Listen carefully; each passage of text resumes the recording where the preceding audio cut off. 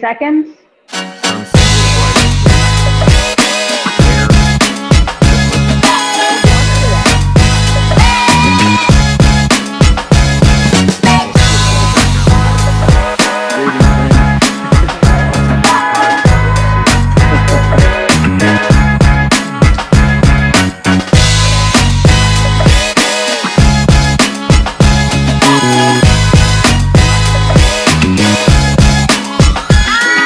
You're on now. Good afternoon.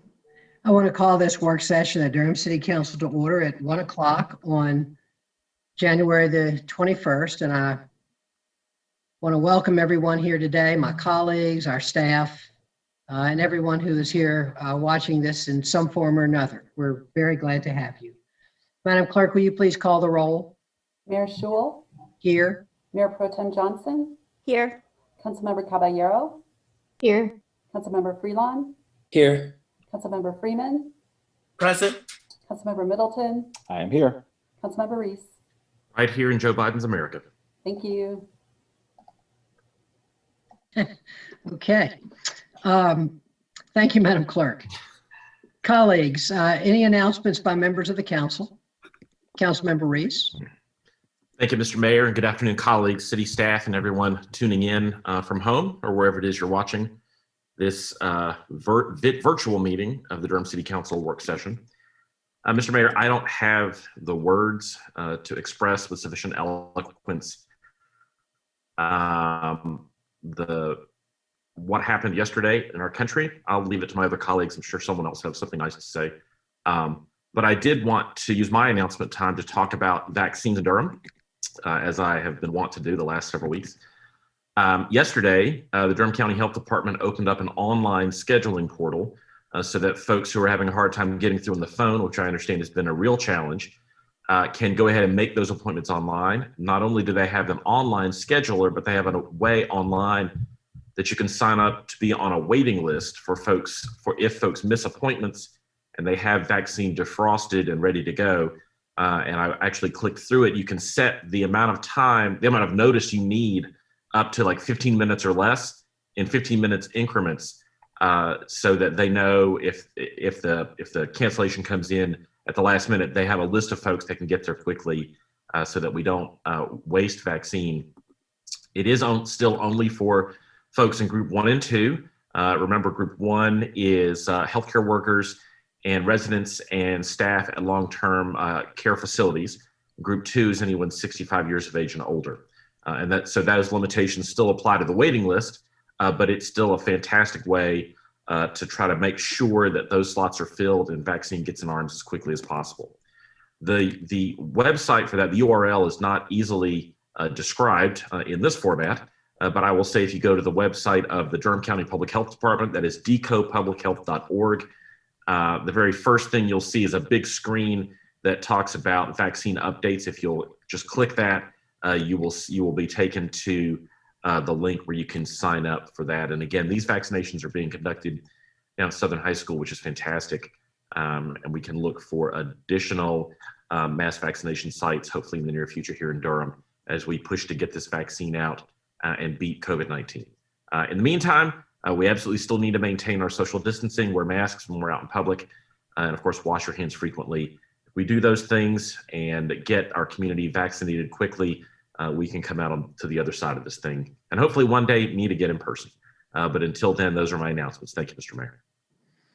Thank you very much, Council Member. Other announcements? I have a couple of announcements. I don't usually say this sort of personal thing, but I think I'm supposed to, which is that I will be getting vaccinated, I'm happy to say, tomorrow morning at 9 o'clock. And we'll do the requisite photography and posting.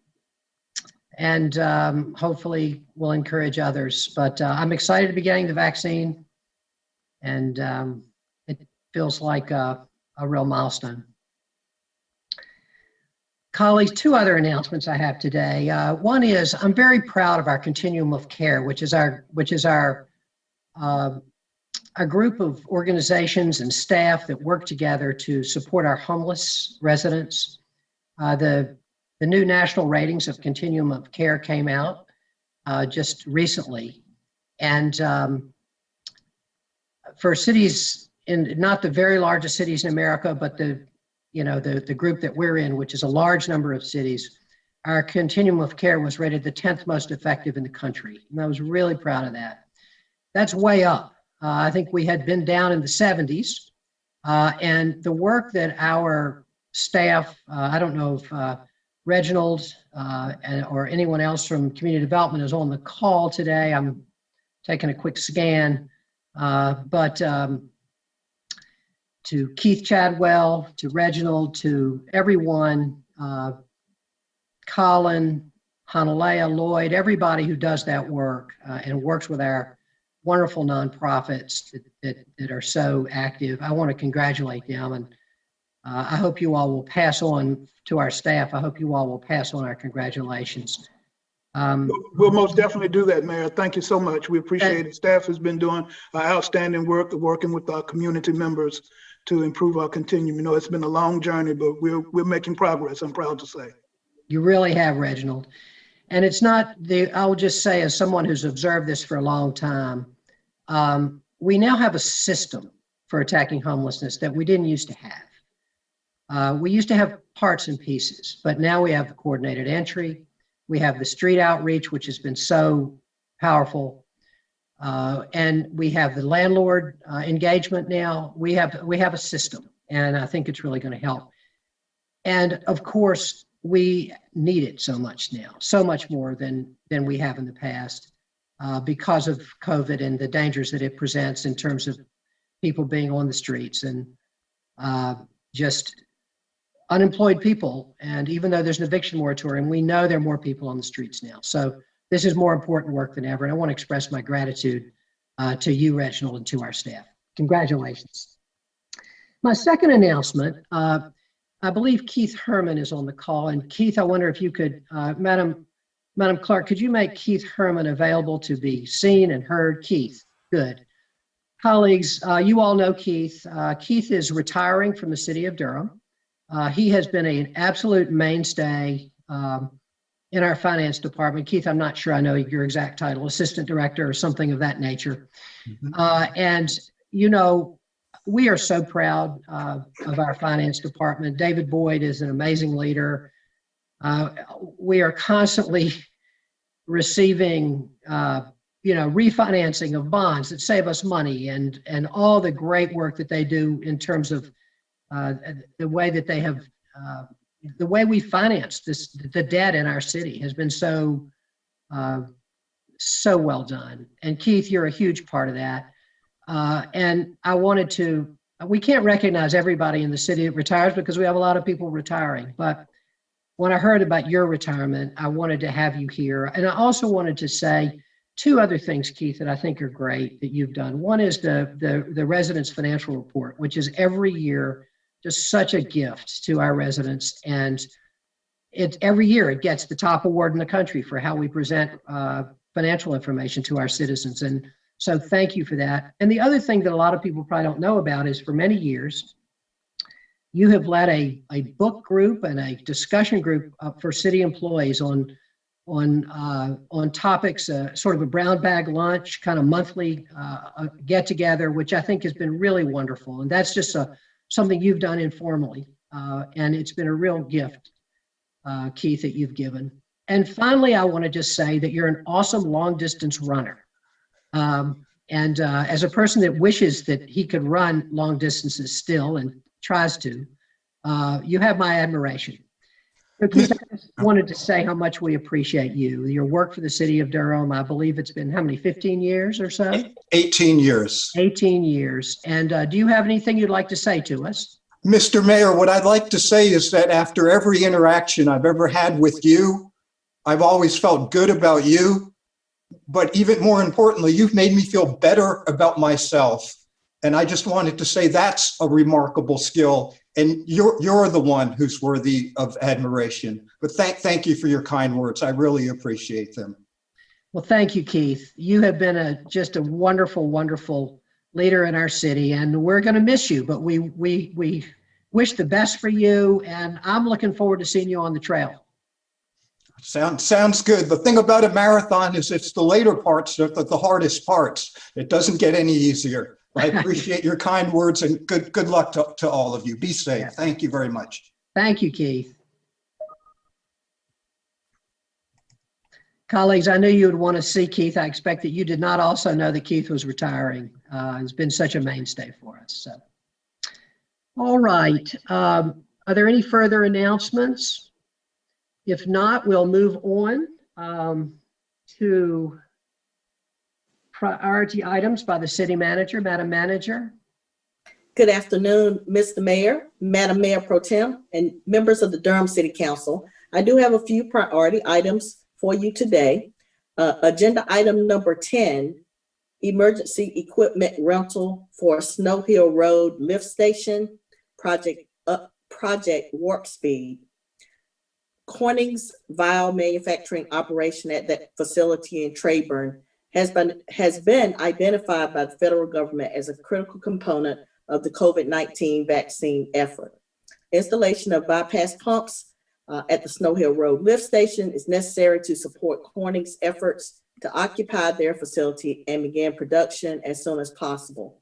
The city of Durham will be reimbursed $219,821 for the equipment rental by the U.S. Army Contracting Command for this critical component in the vaccine effort.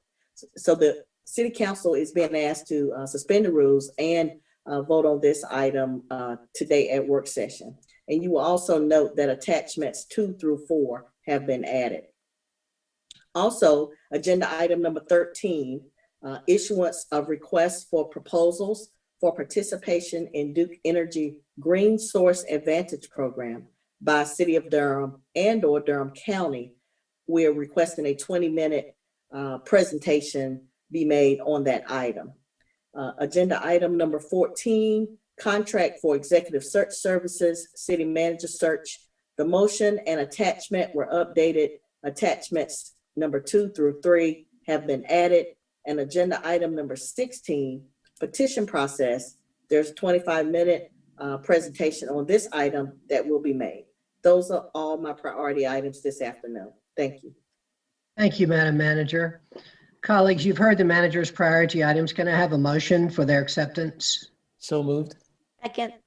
Moved by Councilmember Freelon, seconded by Mayor Pro Tem Johnson. Madam Clerk, will you please call the roll? Mayor Schewel, Aye. Mayor Pro Tem Johnson, Aye. Councilmember Caballero, Aye. Councilmember Freelon, Aye. Councilmember Freeman, Aye. Councilmember Middleton, Aye. Councilmember Reese. Aye. Thank you. Thank you, Madam Clerk. The ayes have it and the motion passes unanimously. Madam Attorney, any priority items today? Good afternoon, Mayor Schewel, Madam Mayor Pro Tem, members of City Council. Good to be with you all. We have no priority items this afternoon from the City Attorney's Office. Thank you, Madam Attorney. So, Madam Clerk, any priority items today? Good afternoon, Mr. Mayor, Madam Mayor Pro Tem, and council members. We do have a priority item. Item number 6, the Participatory Budgeting Steering Committee appointment item has been requested to be pulled in order to extend the advertising period another 2 weeks. Thank you, Madam Clerk. You have heard the clerk's priority item. Can I have a motion for its acceptance? So moved. Second. Moved by Councilmember Reese, seconded by Mayor Pro Tem Johnson. Madam Clerk, please call the roll. Mr. Mayor, before you move forward, Sure. can we get an explanation around why it's been extended for 2 weeks? Yes, we can. Do you want me to take that, Diana? Sure. Yeah, so I requested that Diana extend the deadline for a couple of weeks because all of the current members of the commission are having to reapply for their spots. This is something that we didn't expect because when we first created the commission, there weren't terms assigned. And so we've been in the process of completing those bylaws and finishing out writing those terms. And so I noticed that there were a couple of members who hadn't reapplied, and I want to give them an opportunity to do so if they just haven't been aware that this is necessary. We've had people who have had to miss meetings because of remote meetings and COVID and stuff. So I just wanted to make sure that everyone who's currently on the commission who wants to reapply has the opportunity to do so and wanted to give a little bit of extra time to do that since this is an unusual situation where everyone has to reapply unexpectedly. Thank you. I appreciate that. I did see the email. I just wanted to make sure the public was aware of why. Absolutely. And then just also to note that we will eventually get to the point where terms are staggered and it won't be all 10 at the same time. Yeah, are we doing that actually, Madam Clerk? Are the new terms set for different amounts of time? Actually, the terms are set to all expire at the same time. Okay, so if that's something we want to do, we should talk about it at some point in the next 2 weeks. Yes. Yes, exactly. And thank you for Councilmember Freeman for that. And I agree. If we're gonna, this is a good time to make that change. All right, colleagues, you've heard the motion, which is to accept the priority item of the clerk. Madam Clerk, please call the roll. Mayor Schewel, Aye. Mayor Pro Tem Johnson, Aye. Councilmember Caballero, Aye. Councilmember Freelon, Aye. Councilmember Freeman, Aye. Councilmember Middleton, I vote aye. Councilmember Reese. Aye. Thank you very much, Madam Clerk. The motion passes unanimously. All right, colleagues, we're now moving into our administrative consent items, which I will read. Under the City Clerk's office, item 1, approval of City Council minutes. Item 2, Durham Affordable Housing Implementation Committee appointment. Item 3, Durham Open Space and Trails Commission appointment. Item 4, Durham Planning Commission appointment. Item 5, Housing Appeals Board appointment. Item 6, we've referred back to the administration.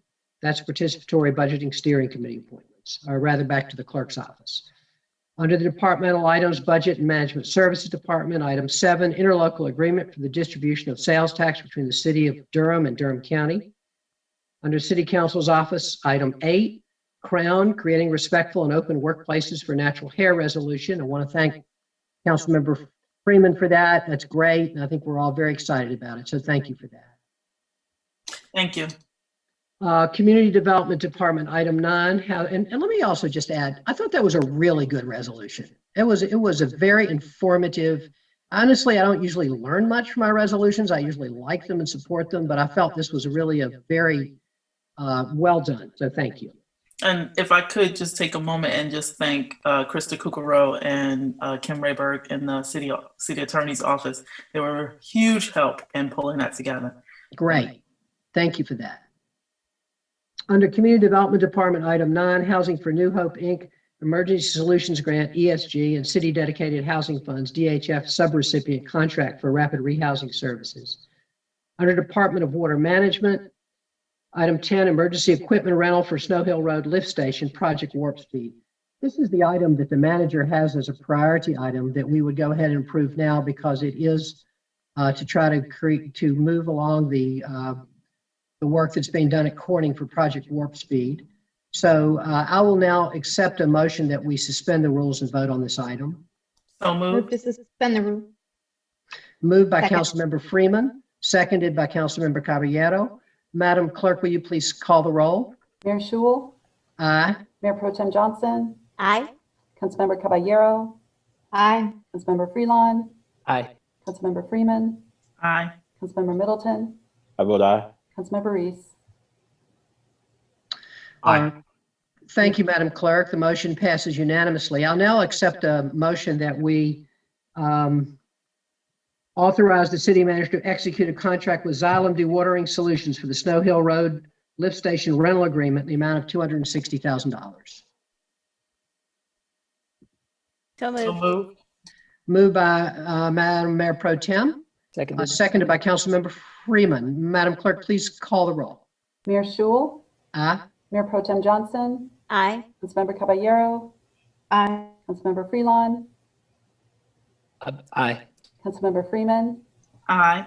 Councilmember Middleton, I vote aye. Councilmember Reese. Aye. Thank you. Thank you, Madam Clerk. The motion passes unanimously. Continuing with the administrative items, item 11, bid report, December 2020. Under General Services Department, item 12, Durham Cultural Advisory Board 2020 Annual Report. I don't want to pull this item, but I did really appreciate the report. I thought it was very well done, and it was great to read what the Cultural Advisory Board is doing. Item 13, issuance of request for proposals for participation in Duke Energy Green Source Advantage Program by City of Durham and/or Durham County. This is a presentation. Item 14, under Human Resources, contract for executive search services, city manager search. Mr. Mayor, I'd like to pull 14, please. 14, okay. Item 15, contract SW41 Roxborough Street Sidewalk 2020.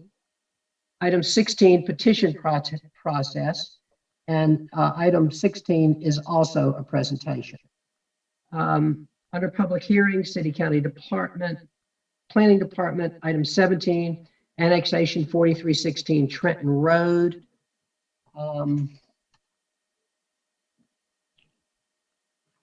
Item 18, consolidated annexation 2720 Fawcett Avenue. I do want to say there were a couple of people who wanted to speak on this item, but I know they have been informed by the clerk's office, and I want to say again as well that we don't take comments on public hearing items at the work session because we have a legal protocol which, except for exceptional circumstances, asks us to do that on our Monday night meetings where everyone can be present and can be heard in a public hearing format. So if there are people that want to be heard on that item, it'll be very important to be there 10 days from now at the Monday night meeting. And I see that Councilmember Reese has put something in the chat about that. So thank you very much. And Mr. Mayor, I'll be reaching out to Ms. Green separately to talk to her about it. Thank you, Councilmember. Item 19, zoning map change 1000 Hazel Street. Item 20, zoning map change NCCU School of Business. So we've now heard the agenda, and Madam Manager, what I have is that item 14 is a pulled item and items 13 and 16 are presentations. Is that what you have as well? That is what I have, sir. All right, thank you very much. All right, we'll start with item 14, which was pulled by Councilmember Middleton, which is the contract for executive services. I'll yield to Councilor Reese. Thank you, Councilmember Middleton. I'm sorry, Mr. Mayor, but a late breaking announcement came across my attention that I wanted to make sure we all know about.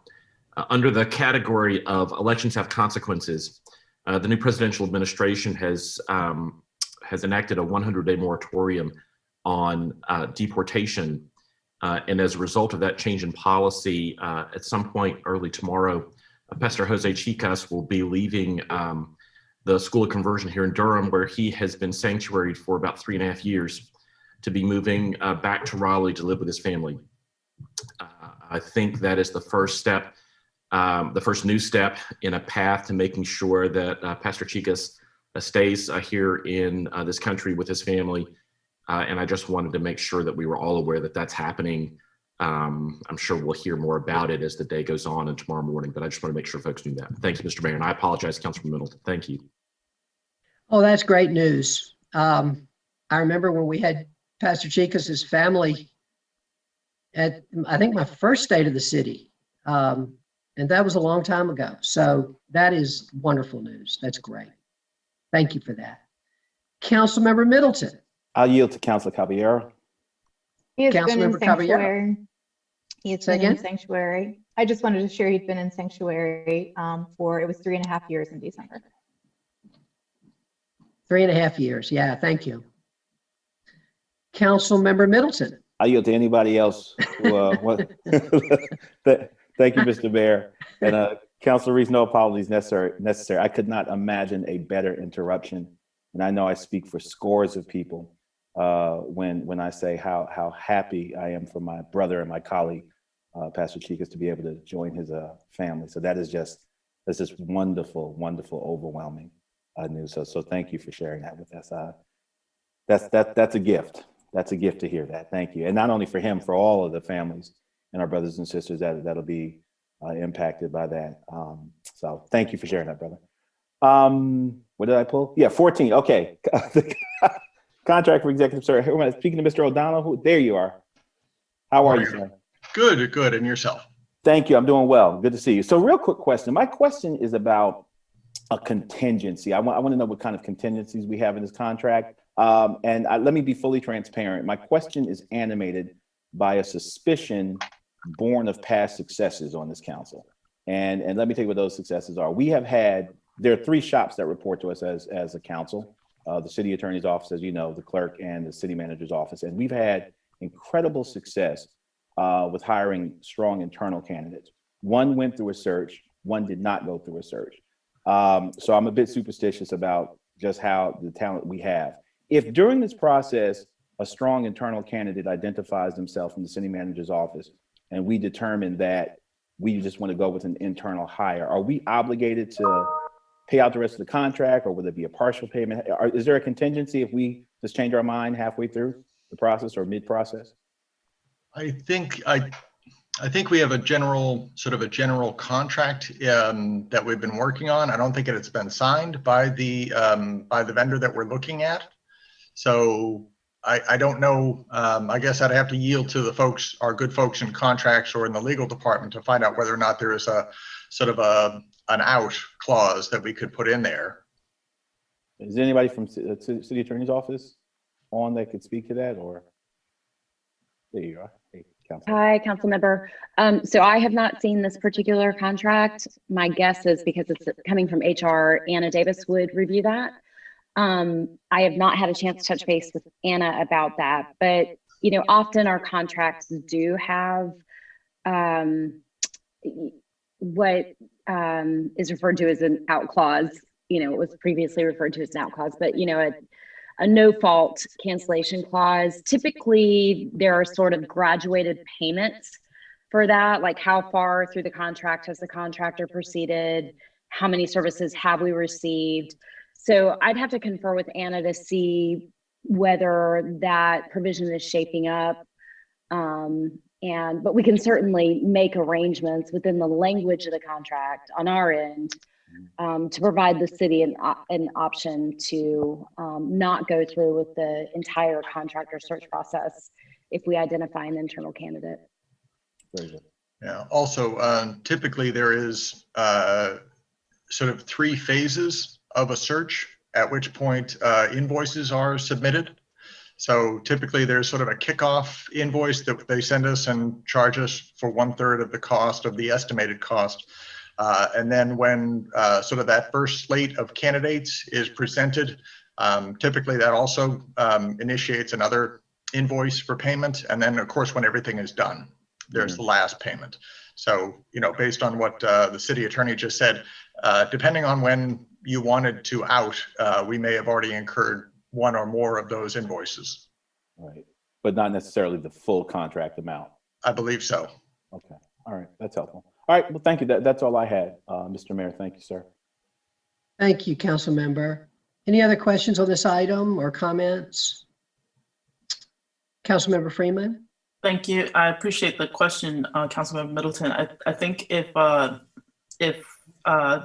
city attorney's office could just look at section 5, I think it is, on the first page, and just narrow that down, or I guess dig in a little deeper to kind of spell out what Councilmember Middleton is saying, that would be the most help. We will do that, Councilwoman Freeman. Okay, thank you very much, colleagues. And we'll see what you all bring back on Monday night. I'm sure that will entail some discussion with the vendor.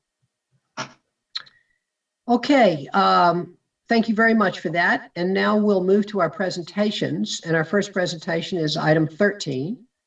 And I believe we will be hearing from General Services.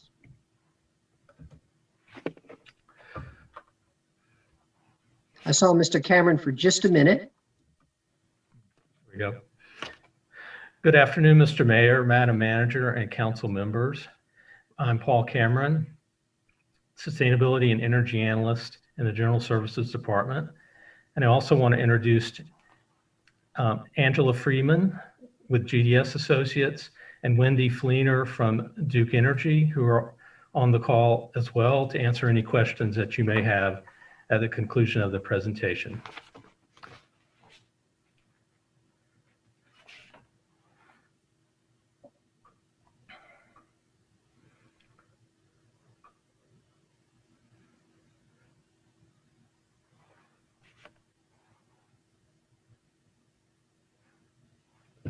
Next slide, please.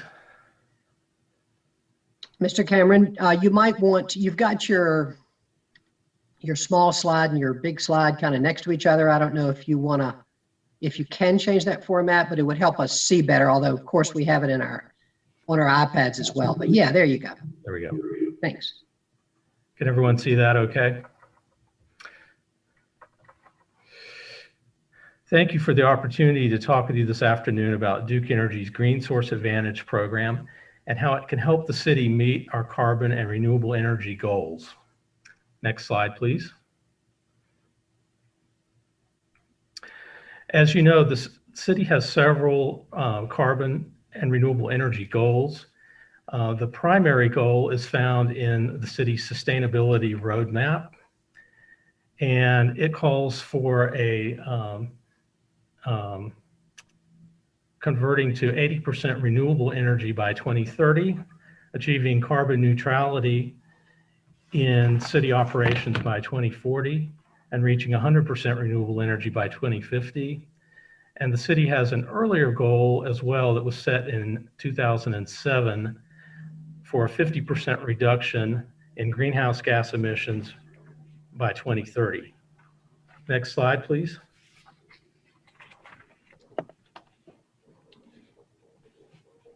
Mr. Cameron? Yes. One more thing. It seems like the slide is sort of off to the side. I'm not sure why. Councilmember Freeland said that, and that's true for me too. Do you think that can be changed? Madam Clerk, is there a way to fix that? You just see what I'm saying there, Madam Clerk?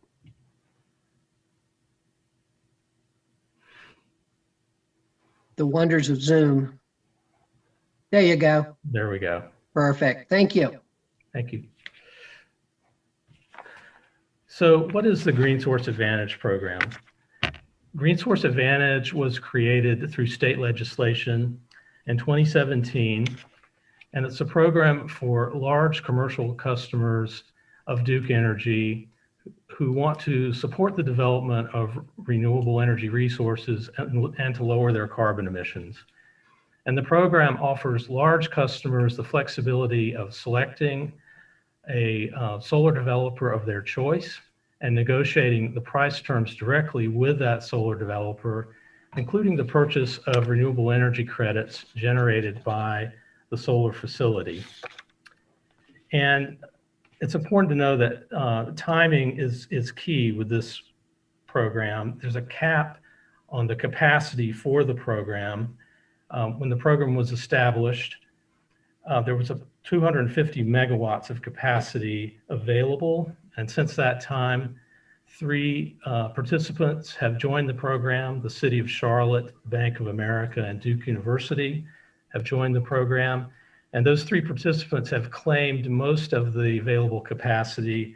There's currently 31 megawatts available at this point. So the City of Durham has teamed up with Durham County to pool our capacity or our demand so that we can request a larger program or larger project through this program. And the city could contract for about 20 megawatts. The county would contract for about 10 megawatts. So it's a 2-to-1 ratio and a total of 30 megawatts. And finally, the program is a first come, first served program. We are not guaranteed to be able to participate. If another entity were to submit a qualifying application before we do, then they would claim the available capacity, and then we would have to wait several years until more capacity is available. Next slide, please. So why should the city participate in the Green Source Advantage program? So the program would allow the city to make a really significant step towards the goals mentioned previously. Participation would move us 93% of the way towards the 50% greenhouse gas reduction goal for 2030 that I mentioned previously, and it would move us 35% of the way toward our 80% renewable energy goal in 2030. Next slide, please. So how does the program work? So as this diagram shows, the city would negotiate with a solar developer to come up with a project that meets our needs and would also negotiate the price for electricity generated by that project. The developer would build a project somewhere in Duke Energy Carolina's territory, and the project would generate electricity to go into Duke Energy's grid. Duke Energy would pay the developer for the electricity generated, and the city would receive the benefits of the electricity, in other words, the renewable energy credits, which would allow us to claim that amount of renewable energy towards our goals. The city would continue to pay its normal monthly electricity bill to Duke Energy and would pay either an additional cost on the bill or a premium or would receive a reduced amount, which is a credit. The cost versus the credit is dependent on Duke's avoided cost, which changes over time. The avoided cost is what Duke estimates that it would have cost the company to produce the same amount of electricity through other means. If the negotiated price from the developer is more than Duke's avoided cost, then we would pay that difference. That's the premium. If the negotiated price is less than the avoided cost, then we would receive a credit. Next slide, please. So what will the participation in the program cost the city? And I want to say up front here that these are estimated numbers used for illustrative purposes based on indicative pricing that we've received from issuing our request for information. And these numbers will likely change if we move towards a contract with a developer. So just wanted to state that caveat for these numbers. So the expected contract term would be 20 years and it would begin in 2023.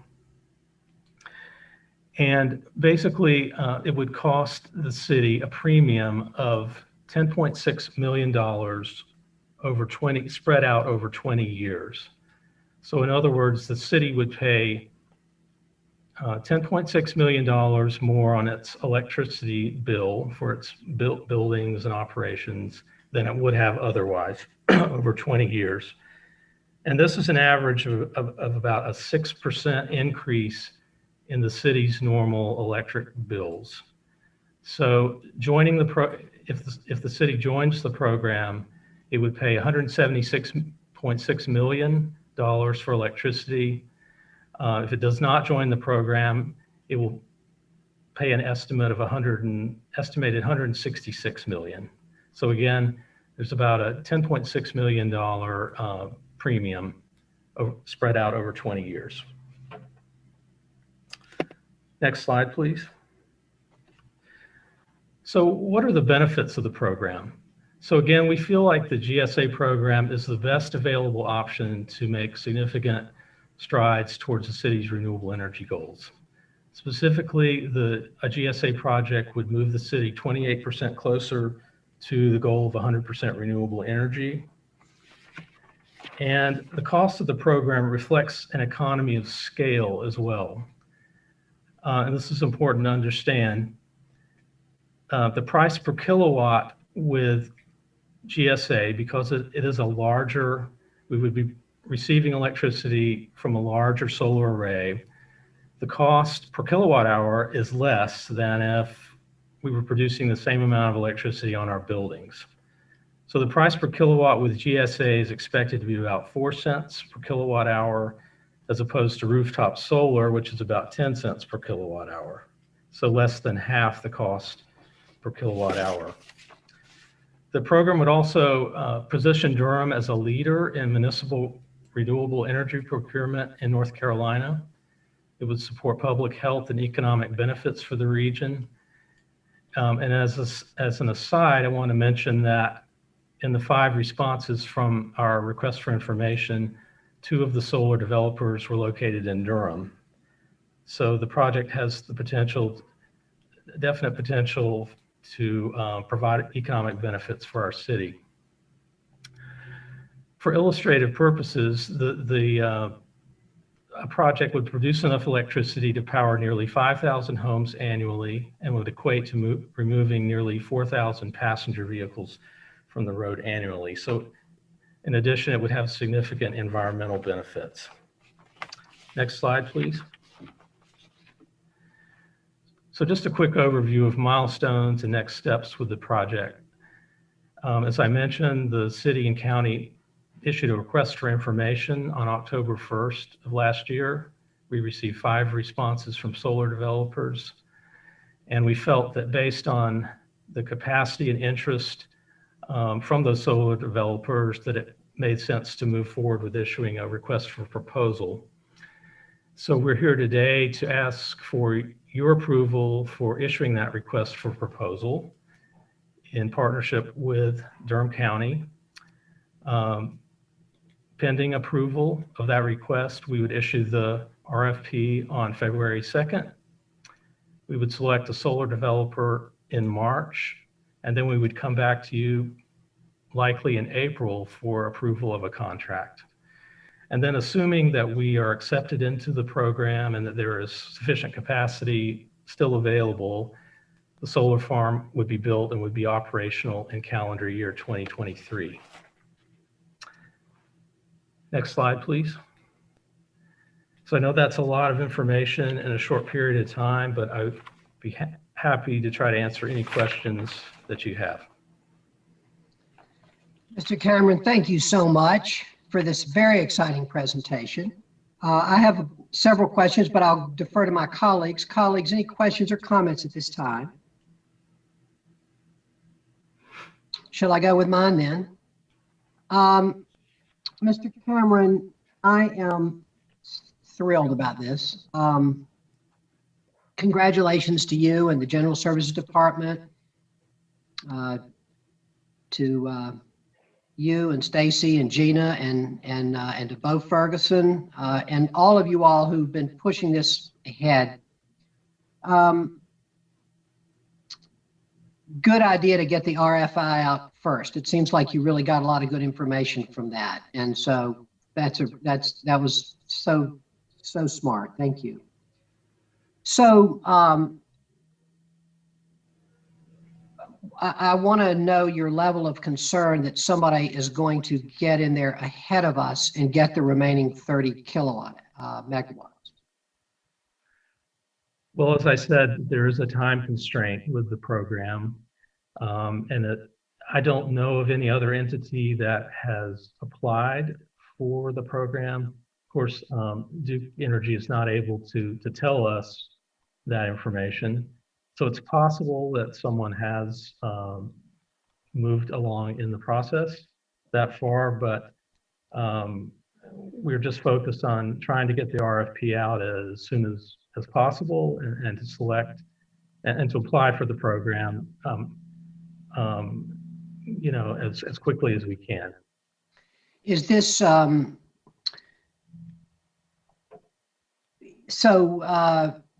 you haven't asked us to suspend the rules and vote today, but if we were able to give you another 10-day quicker than the council meeting, would that be helpful? I mean, are we in that sort of time? You know, is that the level of time that you think we're in a race for, potentially? Well, any time, yes, any amount of time where we could apply sooner would be helpful, certainly. Okay, so maybe we'll discuss that here in a little bit. What is the county's approval timetable? I noted that they have made preliminary approval. Do they have another timetable that we need to be concerned about? So the county received a presentation on this program on January 4th, and they gave preliminary approval, as you said, and I believe they are going to give approval at their next meeting, and I'm not sure of the date of that meeting. I believe it is sometime this month. All right, thank you.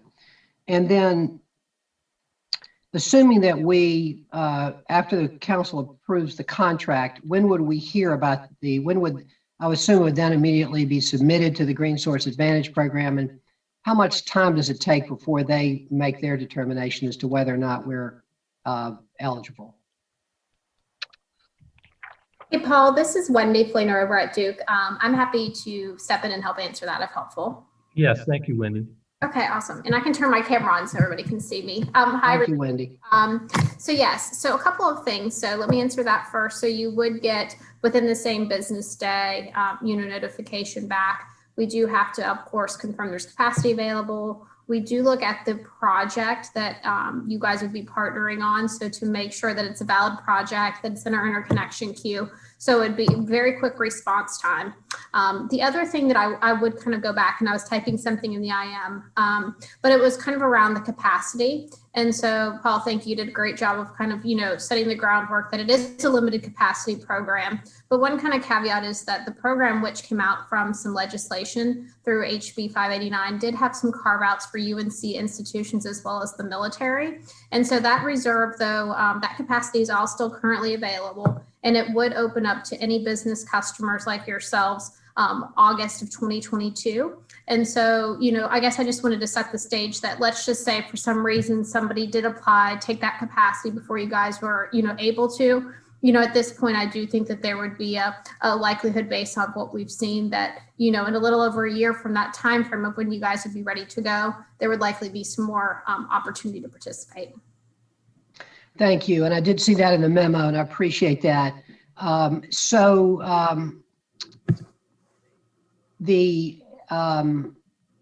the current capacity is what we want. We want what you got now.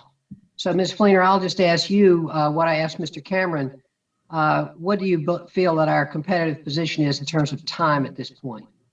Yeah, and Paul did a great job. There wouldn't be anything publicly I could share. I would tell you just in the spirit of transparency, there are other folks in the state that are looking at the program, so there's no way to know in full confidence. But, I do think that you guys, have moved along nicely doing the RFI, ready to do the RFP and move quickly. So that's as much as I would have available to share. I assume you wouldn't encourage us if you didn't think we were a top candidate in terms of time.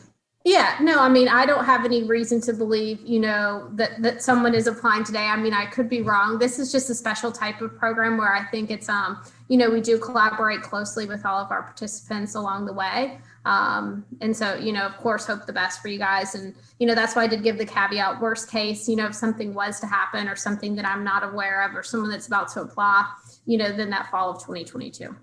Thank you. Promising. Thank you very much. Mr.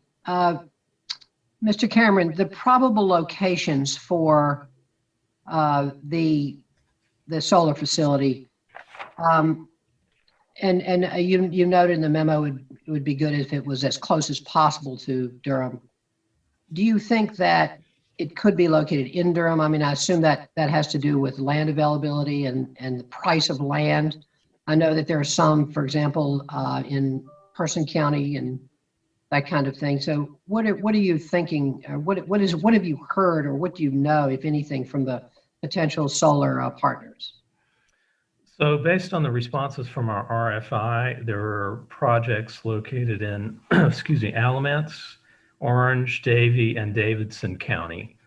So not specifically in Durham County, but fairly close geographically. Okay, thank you. Does the incremental change in the Duke Energy credits assume an annual Duke rate increase? Is that why the credits go up? What is the reason what's the incremental change there? I think that's based on the expectation that the cost of producing energy will go up over time. So then the Duke's avoided cost would increase over that 20-year period. Okay, yeah, right. Okay, and then is the solar power, is the rate that we buy the solar power at fixed over the 20-year period? Wendy, could you possibly answer that question? Yeah, so I would say it would depend on what you guys negotiate with the developer. And so there's kind of three pieces that would layer on top of your monthly bill. So the first one is the product charge, and that would be what you guys are agreed to pay the developer to bring the new renewable resource online. So for that generation. And so over that 20-year period in the example, you may either do a set kind of dollar amount per megawatt per hour, or I have seen examples where customers have either, agreed to either a inclining or a decreasing scale over time. So as an example, start off at, $40 year one, maybe it goes up to 45 over the 20 years or something in the inverse. So that would be something that you guys would work out with them directly. Okay, thank you. Sure. One interesting thing to me about this is that the difference that I see between this and residential solar in terms of the economics is no tax credit. When I've seen residential, we don't have solar at our house, but we've thought about it a lot. And of course, the city can't receive a tax credit. We don't pay taxes. And so, I think that's one of the, this costs us something. But of course, it costs us something towards a super significant goal that we have. Okay, I have some comments on the energy report as well, but I think I'll hold it, and because that's really a separate topic, although it was an attachment here. I'd like to hold those comments though and ask my colleagues any comments or questions that you have for Mr. Cameron. Councilmember Caballero. Yeah, thank you. Real quick, what were and maybe I missed it, are we allowed to know what firms applied in the request for information? Just curious, because you said two of them were based in Durham and wanted to know. Yeah, the two Durham firms were Carolina Solar Energy and Cypress Creek Renewables. And then we had responses from Bird's Eye Solar in Charlotte, Next Era in Juno Beach, Florida, and Renewable Properties LLC. I'm not sure where they're based.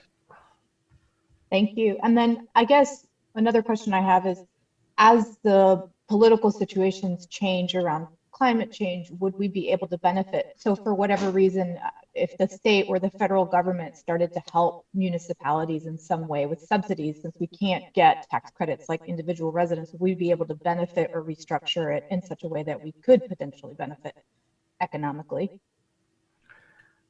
That's certainly possible.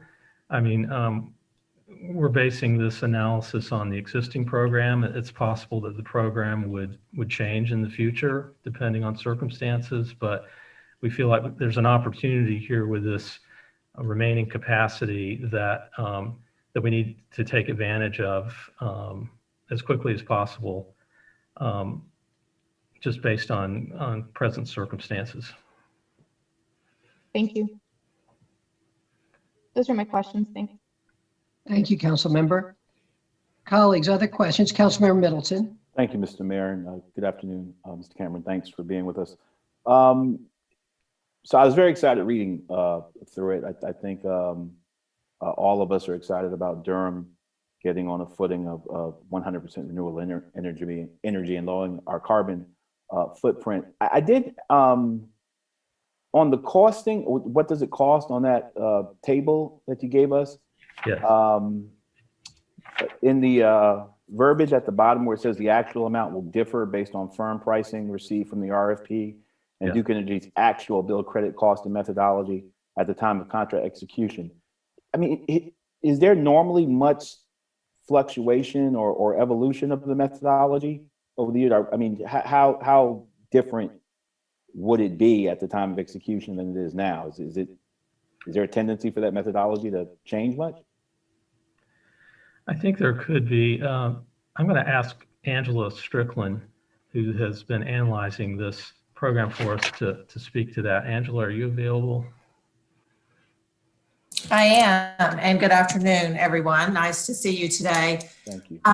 Yes, the sort of caveat there is based on the pricing that was received is just indicative pricing. It was not, specific to an RFP. So there may be some fluctuation. I don't anticipate that it would be wildly different, but we did see a range in pricing just in the RFI that we initiated. So just to clarify that would most likely not be the exact number in terms of the product charge. And in addition, as Wendy indicated, there are a couple of different bill credit methodologies that can be chosen. So we just assumed for purposes of this that you would take a 5-year avoided cost or bill credit methodology, but there are options for a 2-year or even sort of an hourly market analysis. So we just made some expectations. I think that's definitely in the ballpark,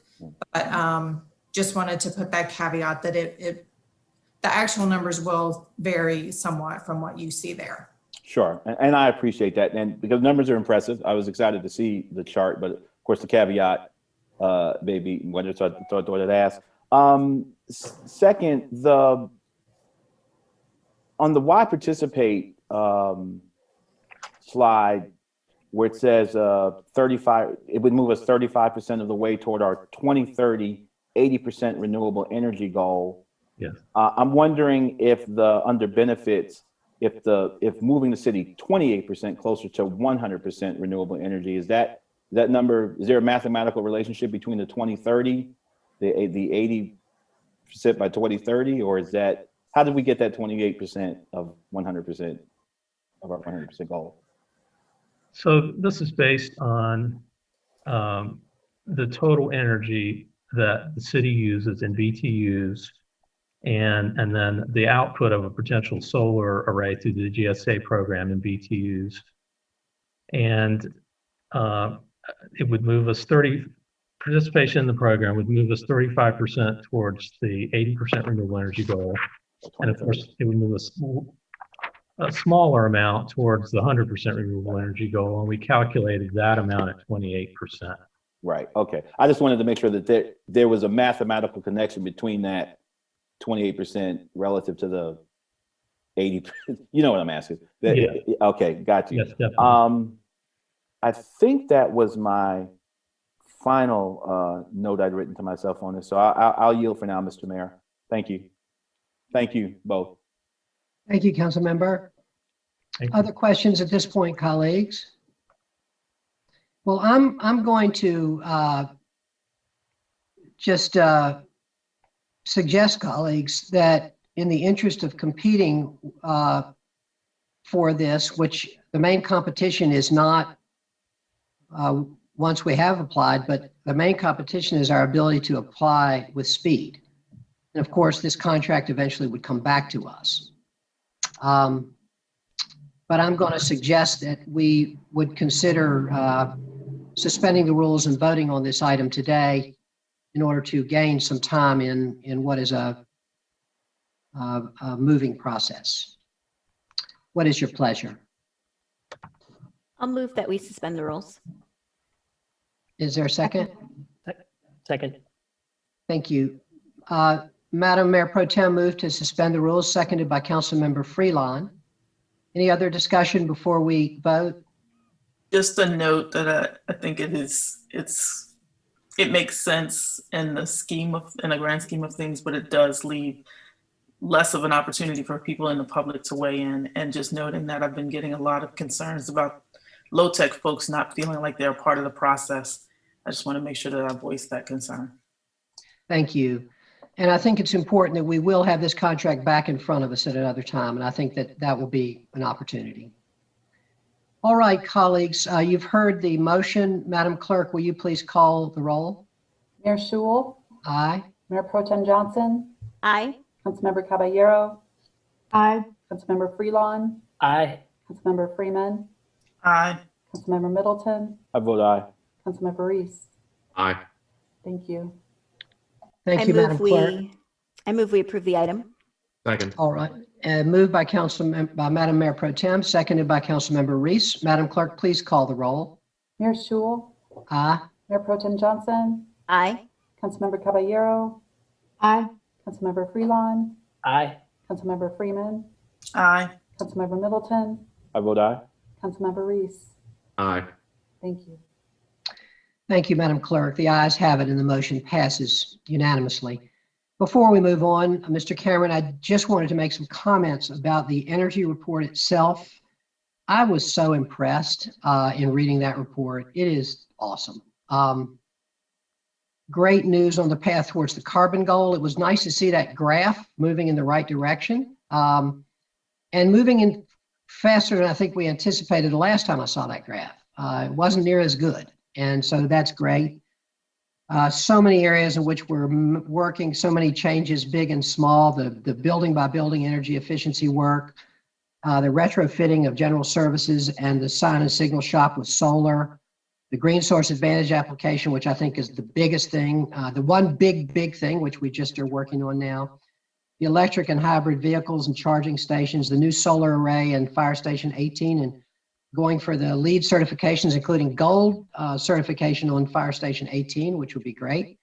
All of those things are just terrific. And when I think about that, and then I think about the work towards studying whether we want to get our own MRF out at solid waste and the organic recycling work and the new Duke Energy contract that we have, I'm just really impressed and grateful for the work of our staff towards sustainability and towards creating a livable planet. We are so far from where we were a few years ago. Just in the last couple of years, you all have made tremendous progress, and I want to express my gratitude to you all. And so please, I know that you, Mr. Cameron, are a big part of this. I know that everybody in general services is in the leadership there is a part of it. So, and also Bo Ferguson. So I want to thank you all for advancing this. Mr. Mayor, if I might. Please do, Councilmember. I just want to associate myself with your comments and your commendations and underscore it. I think Councilor Freeman raised a valid concern, but I have observed firsthand Paul and the rest of the shop's devotion to not only us being a city that's on the cutting edge in terms of sustainability, but equity and sustainability as well. And I know that's something he's sensitive to. But what city were we in, Paul? Was it DC? Was it DC? Yes. We were at a conference on sustainability in DC. I guess almost 2 years ago now, maybe year and a half ago, and was just so proud of Durham's presence and the impact that Durham had, not because of me, because of our staff, in terms of our work in sustainability, married to and wed to the issue of equity. So I just want to fully associate myself with your commendations and say firsthand, it is real with them, and we couldn't have a better team looking out for our values when it comes to this issue. So thank you all, and thank you, Mr. Mayor. Thank you for those comments, Council Member. Thank you, Mr. Mayor and council members. Appreciate your words. Thank you, Mr. Cameron. All right, colleagues, thank you for that item. And now we will move on to our next presentation. I believe the last item of the day, if you can believe it, which is item 16. And this item is the petition process, and we'll be hearing from our Public Works Department.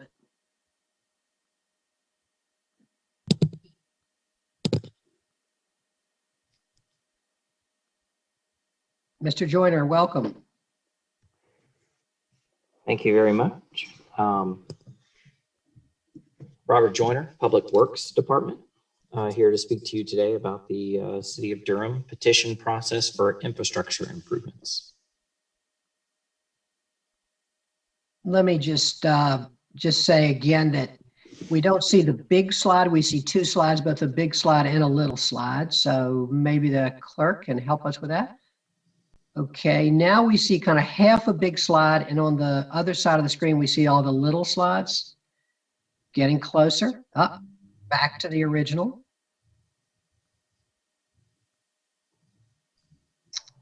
I think that will work, Madam Clerk.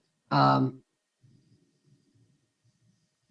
was not as good. The one you were just at was better. There we go. Can you lift that up just a smidge? Yeah, okay, let's go with this. All right, Mr. Joyner, sorry. Whoops, back to the original. We don't want this one because we have some small type on some of these slides. Let's go with this. Stay right there, and then we'll just, next slide will look like that. Okay, Mr. Joyner. Okay. This is the City of Durham petition process for infrastructure improvements. Next slide, please. So this is a process whereby property owners can petition for various types of improvements in the city limits. Those types of improvements typically would be sidewalks, roads, water lines, sewer lines inside city limits. They can also be both ribbon paved as well as curb and gutter for the different types of pavements. This particular power by the Durham City Council is governed by the city charter. And so essentially a sponsor will request a set of improvements for a micro region of the city. And so it can be as small as a street with a couple of houses on it, or it can be the size of a neighborhood. So there is, can be a substantial difference from project to project in terms of what is petitioned for. It can be as simple as adding sidewalks, or as complex as actually adding water lines, sewer lines, roads, stormwater systems, and sidewalks as well. Next slide. Public Works Department is the primary contact for this. The petitioner will actually submit these things from us. We will take a look at the area and determine who essentially needs to sign up for these improvements in order to develop a sufficiency. Okay. And then once you do that process, we will create an agenda item to bring it forward for council's decision on that type of thing. And then council will determine whether they want to invest those public resources at that particular time in the petition process. And we have seen a number of improvements or a number of petition processes requested over the last 2 or 3 years. And it is common for us to go a couple of years without them and then have a couple of years where folks are interested in providing those services. And we do try and bundle these types of improvements together in a single contract so we can obtain cost savings for the city. Next slide, please. We get a lot of frequently asked questions from the public on this process. So I just wanted to kind of bring this up. Anyone can request a petition. And so that is an important note. So you can request a petition on behalf of someone. However, you have to, in order to sign the petition, you actually have to be a property owner. Because when you sign that petition, if council votes on that, you're essentially agreeing to be assessed financially for those improvements. And there's typically two criteria. There's two criteria that determine whether a petition is successful, and you have to have 50% of the number of owners of properties abutting the petition limits, and you must have to have 50% of the road frontage of that. And the purpose of that particular criteria is so that no one large property owner could force improvements on a bunch of small property owners, and no group could essentially overwhelm a single property owner who happened to have a large amount of property. And so there's a system of checks and balances put in place to prevent these types of things. When the process is designed, there are community meetings to request input from both property owners and residents and locals who may be affected in that area. And public notices go out for that. The next slide, please. Here is a basic slide that talks about how the petition process works in terms of a flow chart. I won't spend a lot of time on this, but this is a good slide if members of the public are interested in this type of process, how things work through the system, and how it starts from your original petition process all the way to putting that project in place in queue for construction. Next slide, please. Once council orders the improvements, projects are placed in the city CIP process to compete for funding. So that is an important note. Ordering the improvement does not actually cause the improvement to happen. It still has to be placed in the CIP funding process so that money can be set aside under council directive when that process needs to take place or when those improvements can be done.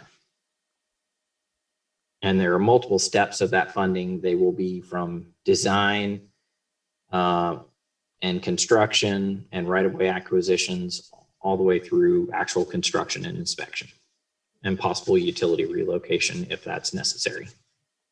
Next slide, please. History of assessment rates in Durham.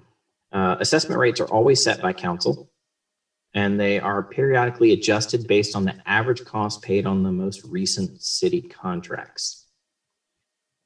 Street improvement assessment rates historically were set to recuperate 20 to 40% of actual cost of construction, and that last rate adjustment was last made in 2006. Water and sewer main assessments were historically set to recuperate 90% of actual cost of construction. That rate adjustment was last made in 2010. The existing cost split likely stems from prior council's interest in extending and improving city infrastructure in recently annexed areas.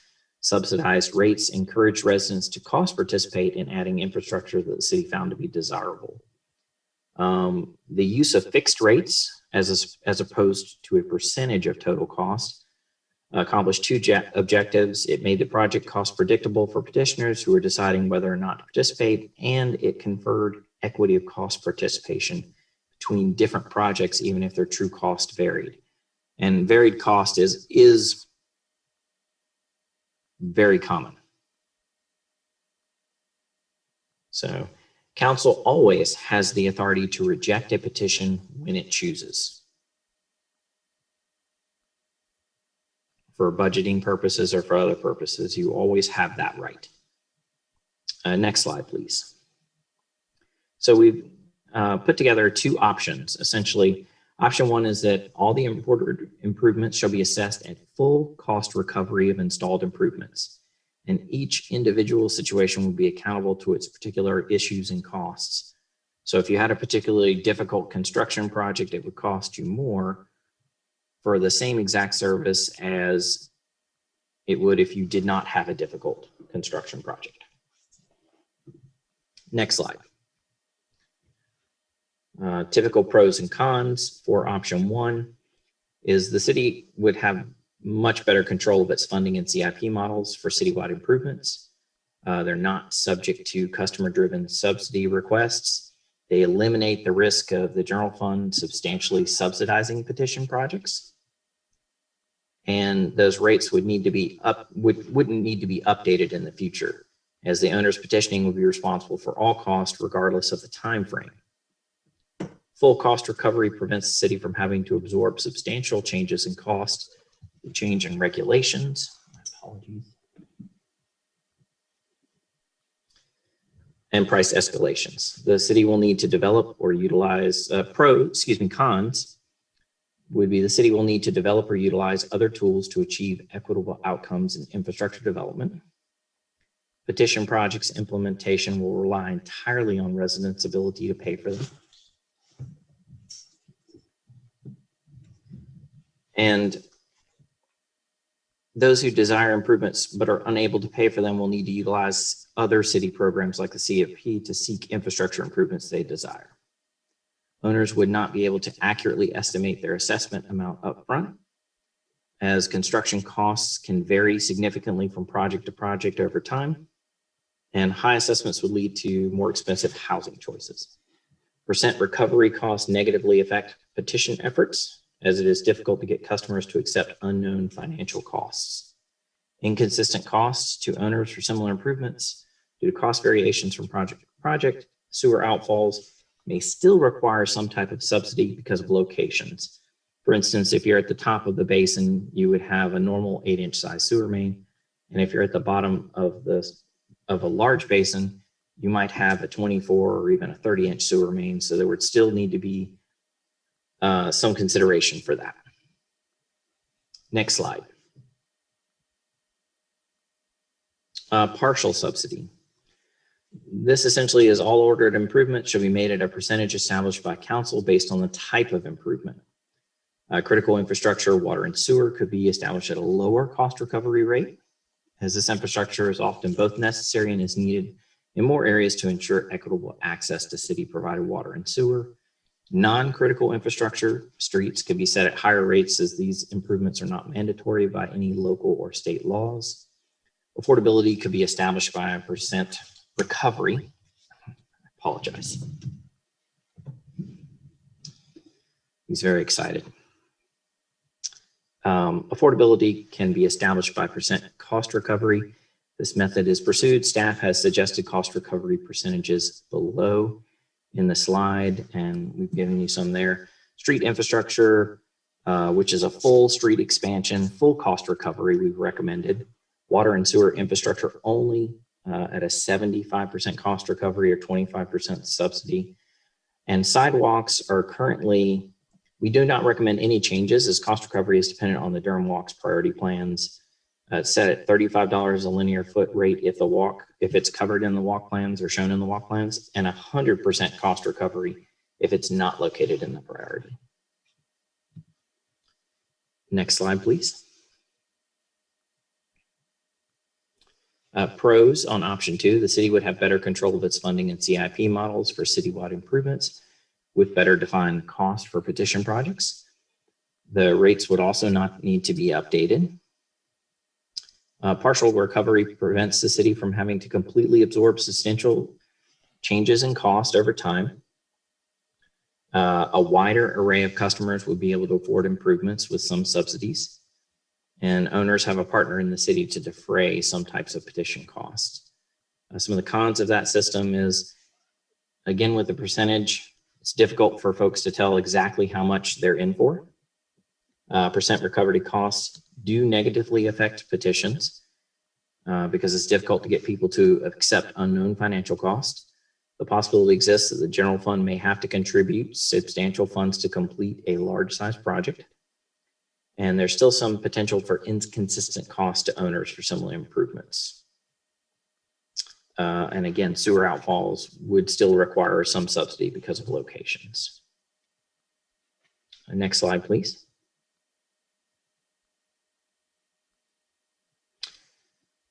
So staff is requesting and seeks direction on policy and intended uses of the program. And we're also requesting guidance on what type of cost should be recovered. So traditionally, the city has recovered cost under construction or construction cost recovery as it's referred to. And then there's also what we refer to as true full cost recovery, which would add to that consultant design costs, inspection cost, real estate purchases, in addition to the construction costs. And that type of model would and could potentially lead to a significant variance in cost, depending on where you are and where you have to go to get your improvements. Typically sewer outfalls and things of that nature. Next slide. And questions. Thank you, Mr. Joyner. Maybe Madam Clerk can take down the slides. Thank you very much. Good presentation, Mr. Joyner. That's a sticky wicket. And I'm sure my colleagues have some opinions or some thoughts to offer. So I'll first ask colleagues for any questions or comments that you would like to make. Councilmember Freeman. Thank you. I really appreciate you digging into the sticky wicket, and please excuse the fraying in the background. We've been home for over almost a year. But I appreciate that the option 1, option 2 variation. I do want to note that it's in kind of parsing it out a little bit more.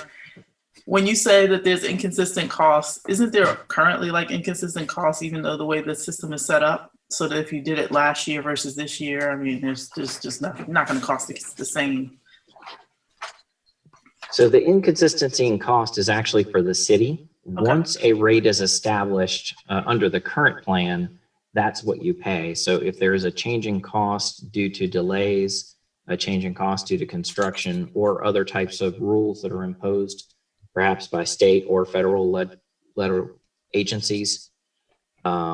An example is what happened with one of our previous projects in which NCDOT imposed new regulations and required us to rebuild essentially the entire street when we were affecting a small portion of it. And so that was a massive cost change, from one year to the next. And so in that instance, it's to the city, but when you're saying to the owner, now we have a set price that goes to the owner. It would be a percentage price or a rate model between those two things. And so with the percentage, you're guaranteed to always have a percentage. Your cost could increase if you're potentially subsidizing it. So you have that 100% cost recovery model, and then the subsidy, some of the secondary models that we requested, which is a partial subsidy between the two options. Or you could stick with a rate model if you chose. I appreciate that. That helps.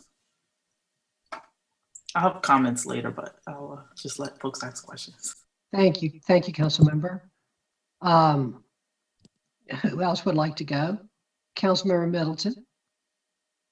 Did you have your hand up? I'm sorry, Mr. Mayor. I'm sorry. Yeah, that's okay. Okay. Who else? Anyone? I have a couple of questions I can ask. Mr. Joyner, when you say we wouldn't have to update the cost, the $35 per linear foot for the sidewalk costs under option 2, that would have to be updated from time to time, wouldn't it? That is correct. That would be the only cost that would be updated. How would you anticipate that would happen if we were to do that? Would that be kind of on an annual basis? And that wouldn't need to come to us if we did. That could be a policy. That could be a departmental decision. Is that right or no? All rates must be set by council. Okay. So you might bring that to us every year or something?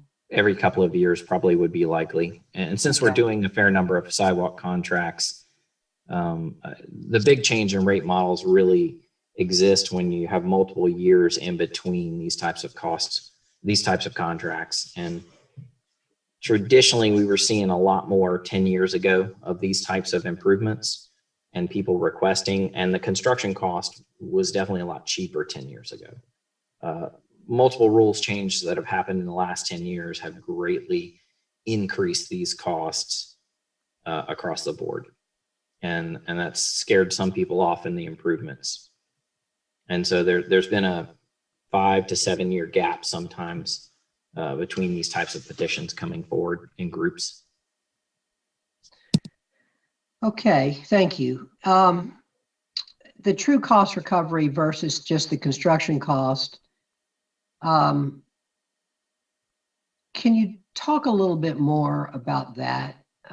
What magnitude are we talking about on a kind of normal project? If we were to choose the true construction cost versus the true full cost versus just the construction cost? I have a better feel for consultants and inspection cost for that than I do actual land costs on those projects, because typically we don't see those through the real estate division. But the consultant, for the most part, consultant costs and inspection costs are much higher than those real estate transactions for the most part. So we can see on order of 15 to 20% of construction costs in a project are things that are not captured under that construction cost recovery that the city would still essentially have to pay for. So, and then the land costs, talk about that a little bit. Land costs would be very simply, most common easements are as you travel parallel to a property and you're installing a sewer or water line, you may have to encroach on, or road improvements, you may have to encroach on private property to regrade and make things work with the existing land. And so temporary construction easements are the most common. Right-of-way acquisition would be immediately after that. And then in some cases, full-blown permanent easements such as construction outfalls and things of that nature where you have to run cross country and there really is no other option. We try and stay in the right-of-way for all these improvements as much as possible. If we found out, can you give me a little history, like does these things typically happen for the land? I'm trying to remember. I do remember what you described in terms of the DOT change when we had to really, that whole thing with that road. But what is typical, and have we had decisions in front of us where we've had large land easement costs and that kind of thing, and what have we done? Our real estate group has negotiated these types of things, and sewer outfalls, we're fortunate because they're often in the low points near the stream nexus, which is not technically buildable land most often, or in low-lying areas, which is not favorable for construction areas for housing or commercial real estate. So the only time I have seen significant land purchases or significant acquisition retail purchases were in commercial properties in downtown areas where real estate is extremely valuable, and anything that encumbers it real estate wise by an easement or even right-of-way acquisition, your dollar per foot costs are extraordinary. And we would have a chance, if we didn't like that, to decide we didn't want to do that. Yes, sir. On the scenario, the first scenario, where, I'm trying to pull it up here. Second, here we go.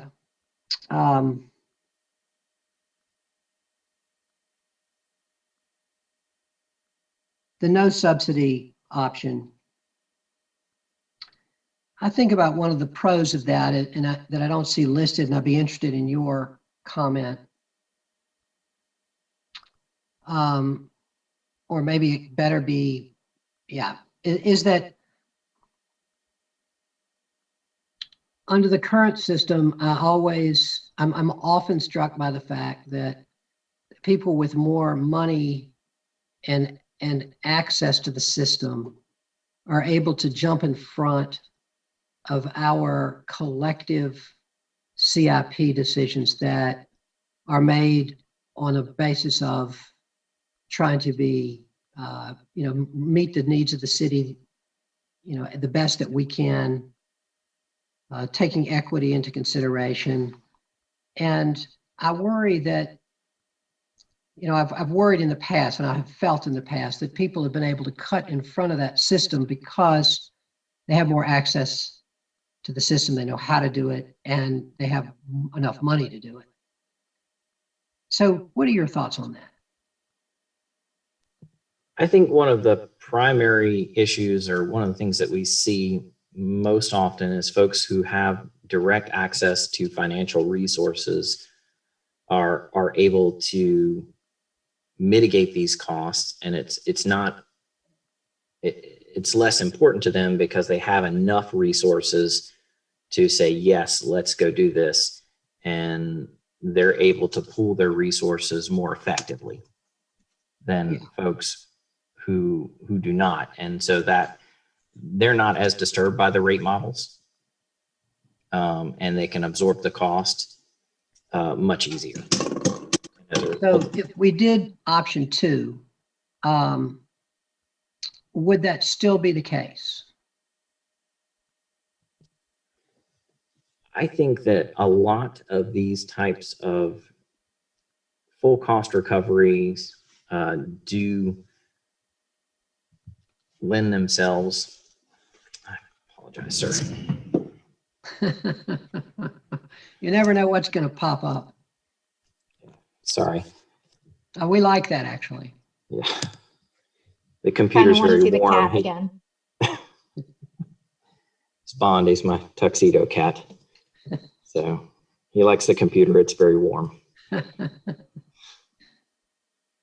And so when you go to these percentage recovery costs, one of the things that I do think will happen is they are more prevalent to people who have money, who can absorb all these costs and wait this out. Now, that same side is they may not want to wait 5 or 7 years or even 10 years for us to get around to it. They may want to go ahead and do that themselves. And so if that full cost construction model is out there, there won't be any subsidy for folks. I think that's been a challenging, when you don't have those types of financial resources, it's been very challenging for us to come up with programs to get that equity and balance it out. And that is something that we would have to look at moving forward to provide equal access to resources across the board. I mean, what I guess, in my experience, and you've done this as longer than I have, and of course with much more intimate knowledge, but it's so many times it seemed to me that it's people who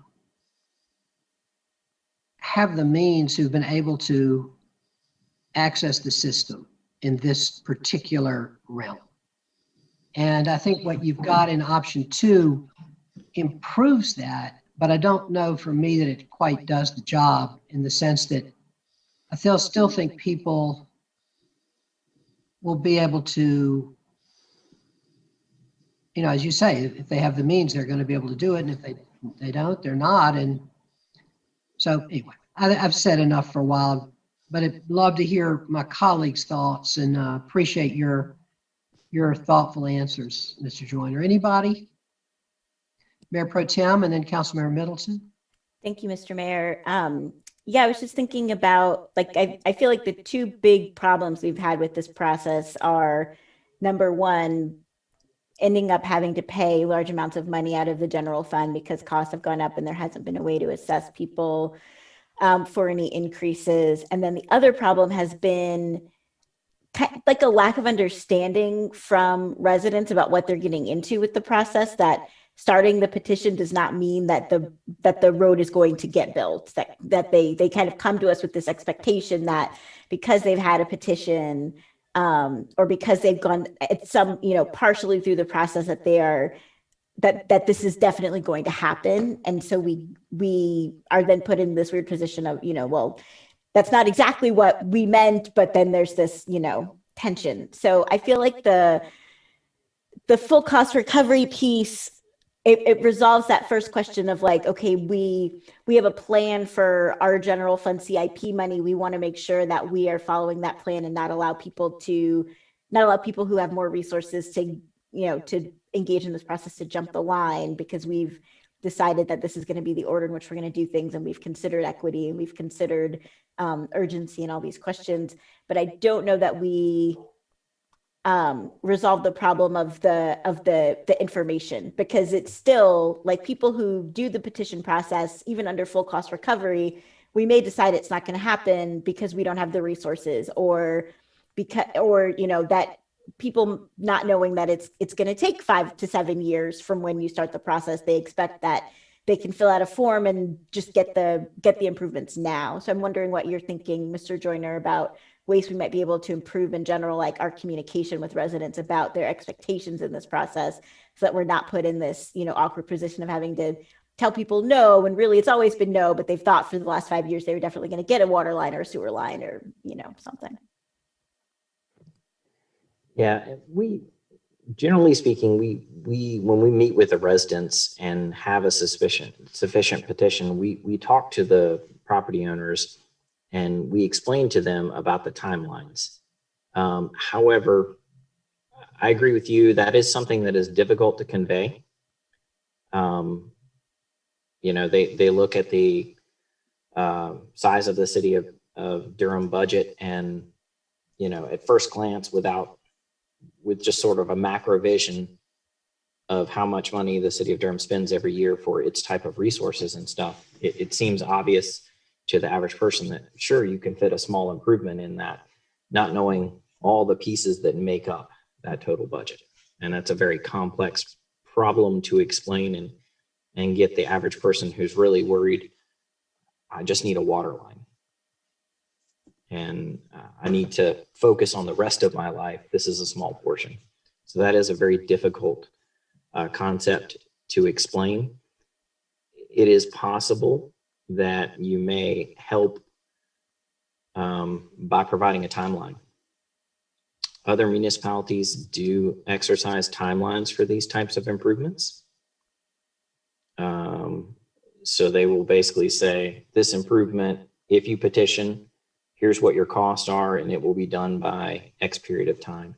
And they may set that at 5, 7, or I've seen some even out as far as 8 years. And so that may be a way to convey that timeline effectively.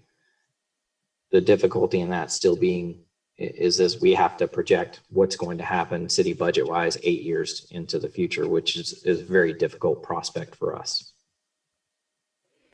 Yeah, that sounds helpful. Maybe at least as a minimum, like tell people, you know, if you do this, this will take a minimum of X years. And so at least then they're not worried about it until that amount of time has passed, at least. I thought of another question while you were talking. Does the process that we're discussing right now apply only to petition improvements in the city, or does it also apply to folks petitioning for water and sewer extensions in the county? It applies to both processes. Okay.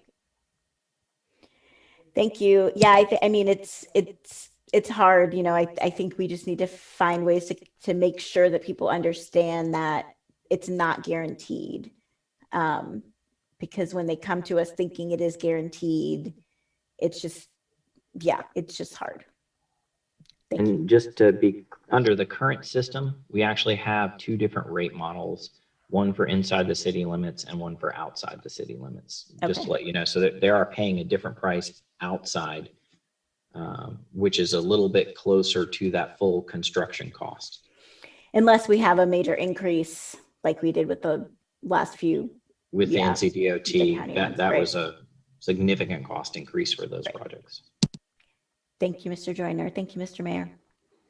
Thank you, Madam Mayor Pro Tem. Councilmember Middleton. Thank you, Mr. Mayor. And thank you, Mr. Joyner. Good to see you. And thank you, Madam Mayor Pro Tem, for her line of questioning. Her line of questioning actually exists in the spirit, which I wanted to ask a couple of things. It seems when I have conversations with residents and citizens about improvements, the conversations tend to track along 2 different lines or tack along 2 different lines. There are those that want improvements to just improve life, creature comforts, because, you know, it would just make their neighborhood better. And then there are those who genuinely feel that this isn't just about making the neighborhood nicer. This is about actual living, quality of life, their streets, their kids having a safe place to, you know, ride their bike. That, you know, there are folk who really see these as not just, you know, I want to build up my property value. My life is being impacted negatively by the absence of these improvements. I forgot, I heard a comedian once say it just costs too much to be poor.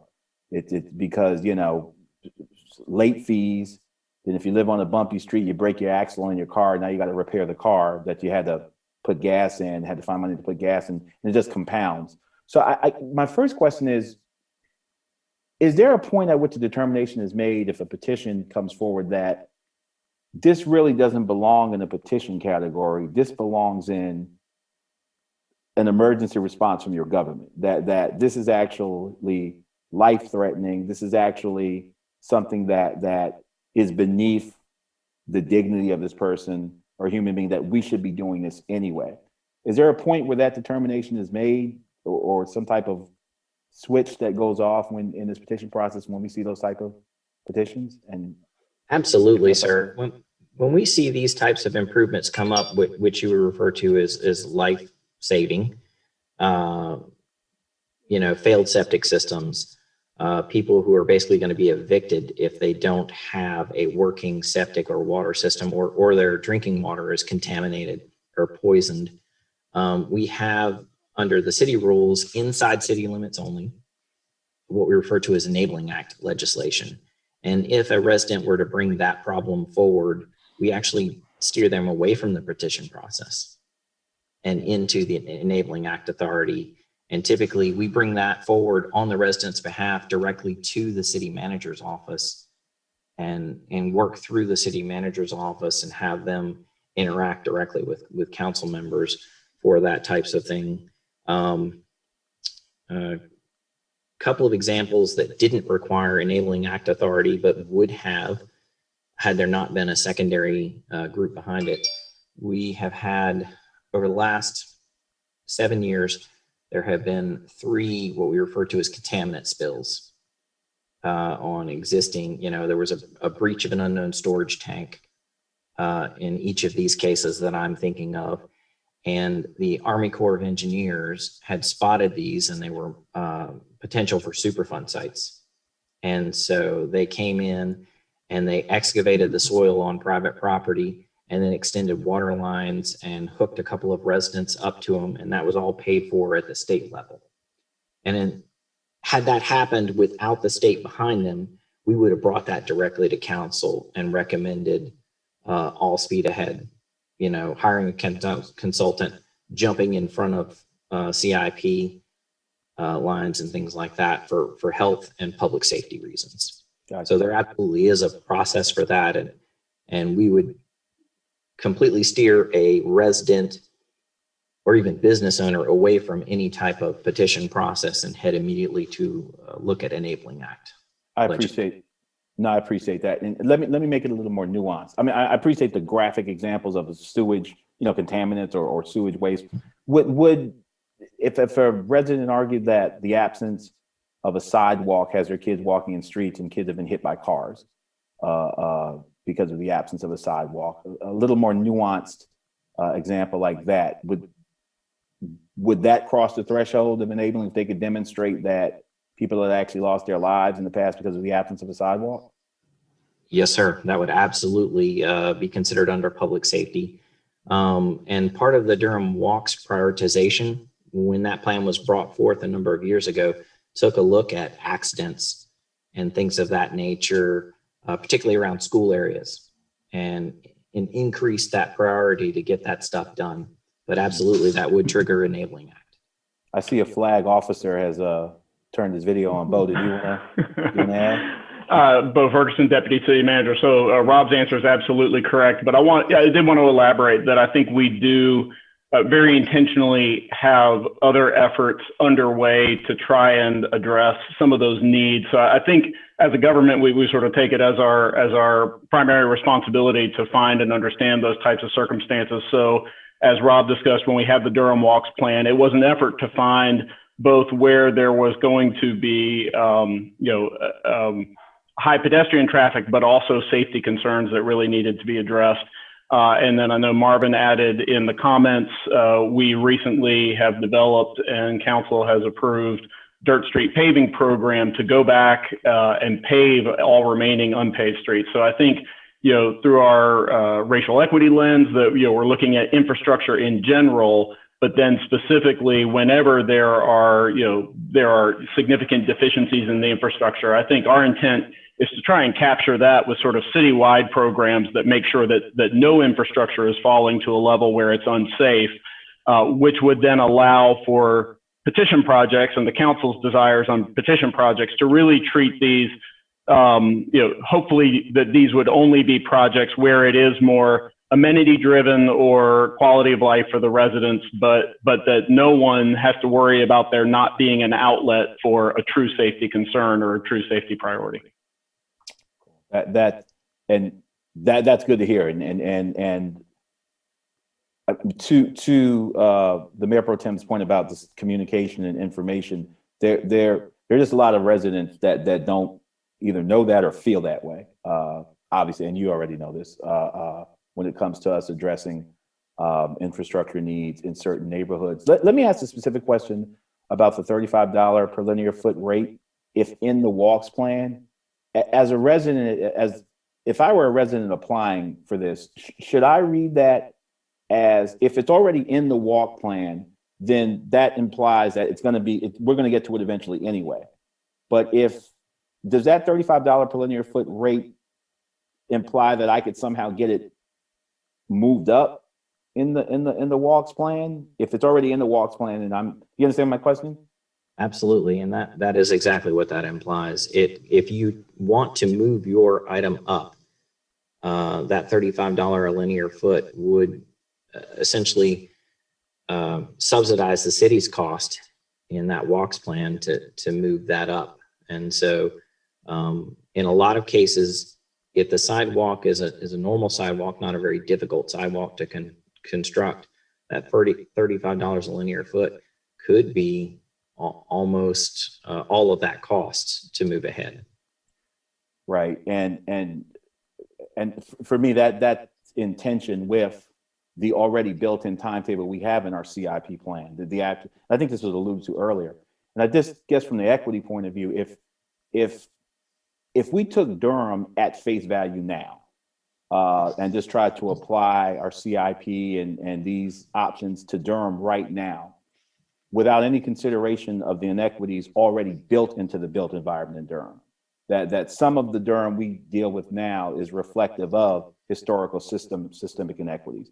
There are some neighborhoods that don't have certain streets or haven't been paved already because of some past stuff, and now we're approaching it now. And I think and I've said this time and time again, you know, the unsexy part of racial equity work is when you got to start spending money to actually address the historical inequities, the stuff that's already been baked in to the system.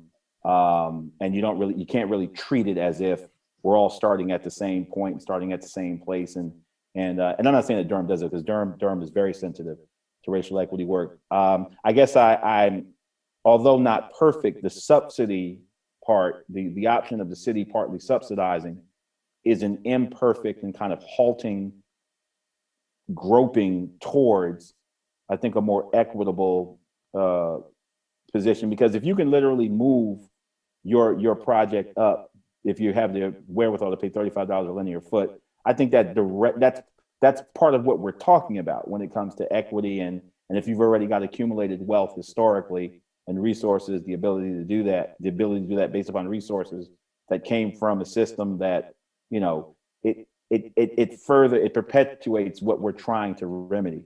And I'm saying I don't have the answer for it now, but I guess I say that to say it would seem, and I'm sensitive as a fiduciary of the city to full cost recovery, but as a person that's sat through more racial equity courses than I can remember, the not taking into account that we are not dealing in a context where everyone has, and I'm not saying everybody should have the same level of resources, but everyone does not have the same opportunity to accumulate those resources over time. And then we bring them into a context that does not take that into consideration is problematic for me. So I appreciate the feedback and response, but I'm thinking that the partial subsidy, while not perfect, I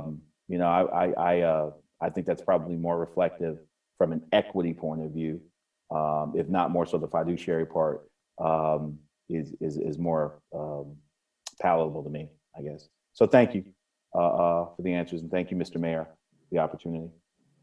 Thank you, Council Member. Council Member Caballero. Yeah, thank you. I appreciate all of my colleagues' comments. Looking at the two kind of options before us, I also am leaning towards the partial subsidy, specifically because it's dealing with water. We're not offering the subsidy to folks who want. I live on a dirt road. It is not fun. There are issues with it. I have no idea when our road's going to get paved. It's just what it is. But I have access to really good water. And I think that that's something that we really need to strive for as a city. While there are folks whose septic systems aren't failing, we've had conversations around, just thinking about the Searles Basin and thinking about why the city made that infrastructure investment was specifically because we were worried about all of these septic systems if we didn't have a better process around annexation. So I think when I think about the full kind of, menu of options, the fact that we are teasing out the full cost recovery for paving and curb and gutter versus the partial subsidy for water, and that it's still better than what we have right now. That's where I'm leaning, and that's all. Thank you. Thank you, Councilmember Freeman.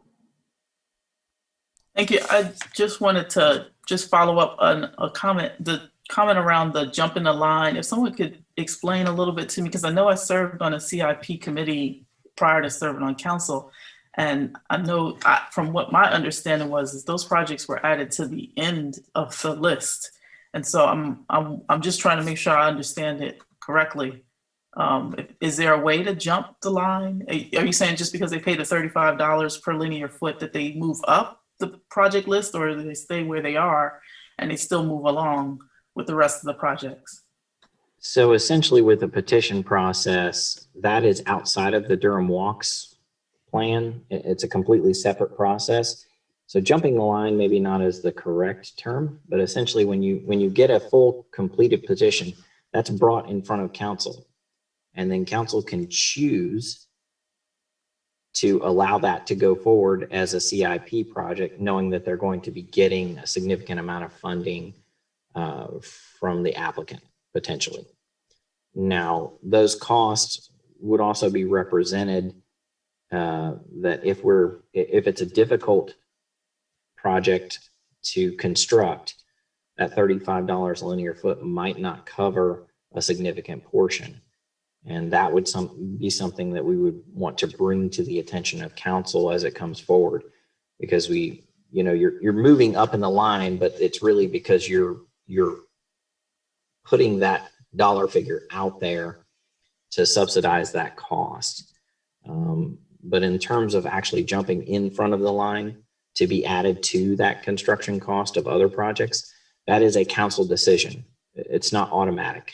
So simply because you've gone through that petition process doesn't mean you get to move to the front of the line without council's consent, I guess is the best way. And I appreciate that. I was just trying to make sure that it was still, that you were still at the bottom of the list. Like, it's not like you jump ahead of the rest of the CIP projects. There's been no change in that, has it? That is correct. Okay. It would still be council's full decision to make you a part of the CIP during any particular year. I appreciate that. Thank you.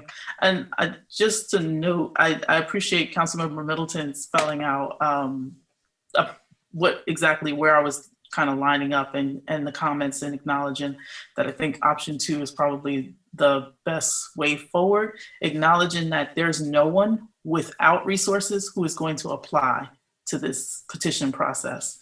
And so I think it's hard I'm hard pressed in a conversation about who has how much or how little, because these are all people who have actual ownership in their properties. And so it's a different kind of equity conversation, and acknowledging just what Councilmember Middleton was stating, and that the folks who have, first-time ownership might not be aware of how all of this works. And so this is how you kind of allow them to get into the process and have some wherewithal. I'll just be real blatant and saying, like, in my neighborhood, what I'm noticing is that people are just pouring cement in their backyards to cover up the little stream that's there. And that's not sustainable. And as a city, I've been hard pressed about how we make this option available, because as much as I would like it to not cost, so that we can make sure that all the lines in our city were on the same footing, so that they were maintained at a level that was, it's just not possible.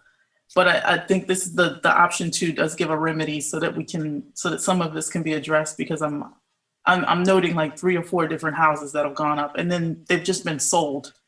And it's just been eating at my soul, kind of. I don't know how we address the lack of resources with the need for the infrastructure to be in place. And so I do appreciate staff's putting this together and bringing it forward in this way. So thank you. Mayor Pro Tem. Thank you, Mr. Mayor. Just had one other quick question. I feel like I'm leaning toward option one, the full cost recovery, but also hear the concerns about water access. Could we allow subsidy for water infrastructure in the city, but still require full cost recovery in the county? Because I would rather encourage people to be annexed so that they're paying city taxes, and unless there's the emergency situation with the wells or septic or whatever, then to provide a subsidy for them to get water access while not becoming part of the city. Yes, you can require two different type cost recovery models, and currently that is the case with the rate models as it stands now. Okay, great. Thanks. Just wanted to make one comment, and that I'm struggling with this, and I really appreciate my colleagues' comments and yours, Mr. Joyner. I guess one of the things about what Councilmember Freeman said, which struck me as right, is that everybody who does go through this process has some level of, some probably substantial level of means, which to me argues for the full cost recovery. That if you are that person, when I think about jumping in front of the line, what I think about is jumping in front of something for your individual good when there is already a collective good that we've determined through our CIP process. And that process might be imperfect and maybe we need to improve it, but that is what we've determined to be the collective good. If you have means and you can jump in front of that, and I agree with Mr. Joyner, we still get to decide, but the truth of the matter is after you've been waiting for 5 years, and Madam Mayor Pro Tem talked about this, we've had this, I think everybody on the council has been on the council except for maybe Councilmember Freeland when this has happened, where people come to us and they don't get that, we've been waiting 5 years for this, or we've been waiting 7 years for this. And it's really hard to say to them, yeah, but costs have really gone up, what you've done here helps with that, the second option with that, Mr. Joyner. But it's hard to say to people, yeah, you don't get to cut in front of the line because we've decided 5 years after you put your petition in that you can. So I don't know, that I'm struggling with what is the more equitable option. I'm leaning towards option one, but I will admit to feeling like this is a very close call and appreciate my colleagues. Councilmember Freeland? Yes, I just wanted to acknowledge that this is a lot of this is new to me as the youngest member of the council, but the one example that I do have was last fall with Isaac Woods on his property, and the fire hydrant and the historic issues that Councilmember Middleton talked about from an equity standpoint are echoing in my psyche as a piece of that conversation that was really difficult. And that was a contested, I think that was a 3-4 very tight decision there too. And we said we'd come together in January, to sort this out.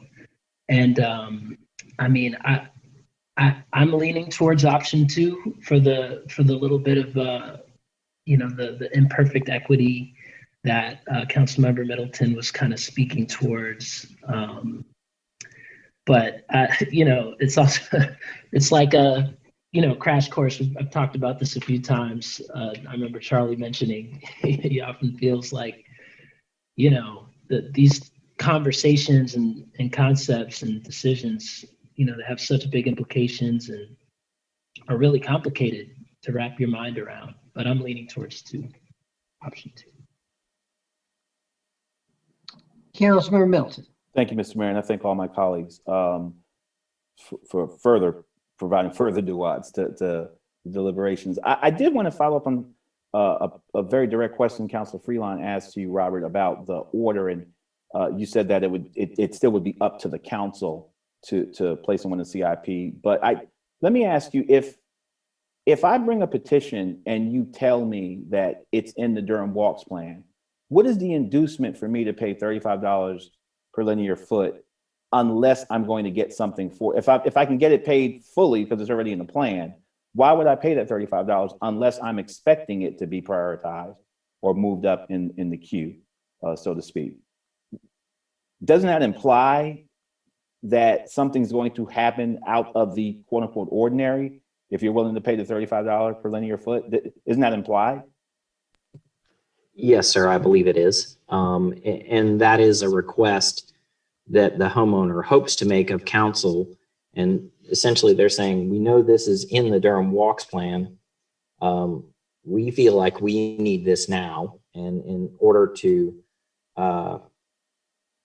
we'd like to participate in that cost to move it forward. And I think that's what the applicants are asking when they petition you for that type of improvement. And they're willing to add money to the pot to get it done sooner to facilitate those improvements. I believe that is the gist that everybody is looking at when they're moving forward with sidewalks that are in the Durham Walks plan. Sure, sure. And I guess that's what I would call jumping the line. When I think about jumping the line, I think that's jumping the line. And that's what I was getting at. That worries me. Yeah, yeah. And so when you had the interplay with Councilor Freeman, I thought it was clear earlier, but I just wanted to clarify that I'm not going to pay $35 per linear foot for something that's already on the books anyway, unless I'm getting something for it. Charity notwithstanding. So thank you, Mr. Mayor. Yeah, I mean, I think that's a great example because you got, I don't know, what do we have, 75 streets or something on Durham Walks plan, but they're in order, you know? And so if you're 73 and you're, you know, that's an example to me. Okay, Councilmember Freeman. Just a note, I'm just thinking about something you said, Mayor Schul. The also, I guess, a factor into this, and I'm just speaking specifically to the cases or the situations that I've seen in my own neighborhood, are the difference makers, or the kind of, these are the situations that make folks sell their homes, as opposed to noting that down the line, yeah, there's been issues where people have sold their homes. There have been issues where property owners have raised the rents based on, you know, whatever they fork out because they're doing the project themselves. And I just wanted to tie this to some of the sustainable, affordable housing conversation, acknowledging that in the long term, there has to be some give in the ownership side of this as well. It can't just be on the renter side. It also has to be on the ownership side. So just offering that. Thank you, Council Member. Colleagues, I think we've beaten this thing and hammered it. And you know, I don't know if staff wants to offer anything more to us. Mr. Joyner, you have presented these on behalf of Public Works and the administration as equal in your mind, at least on paper, that you want us to give you guidance. Do you and the staff, do you have a secret preference?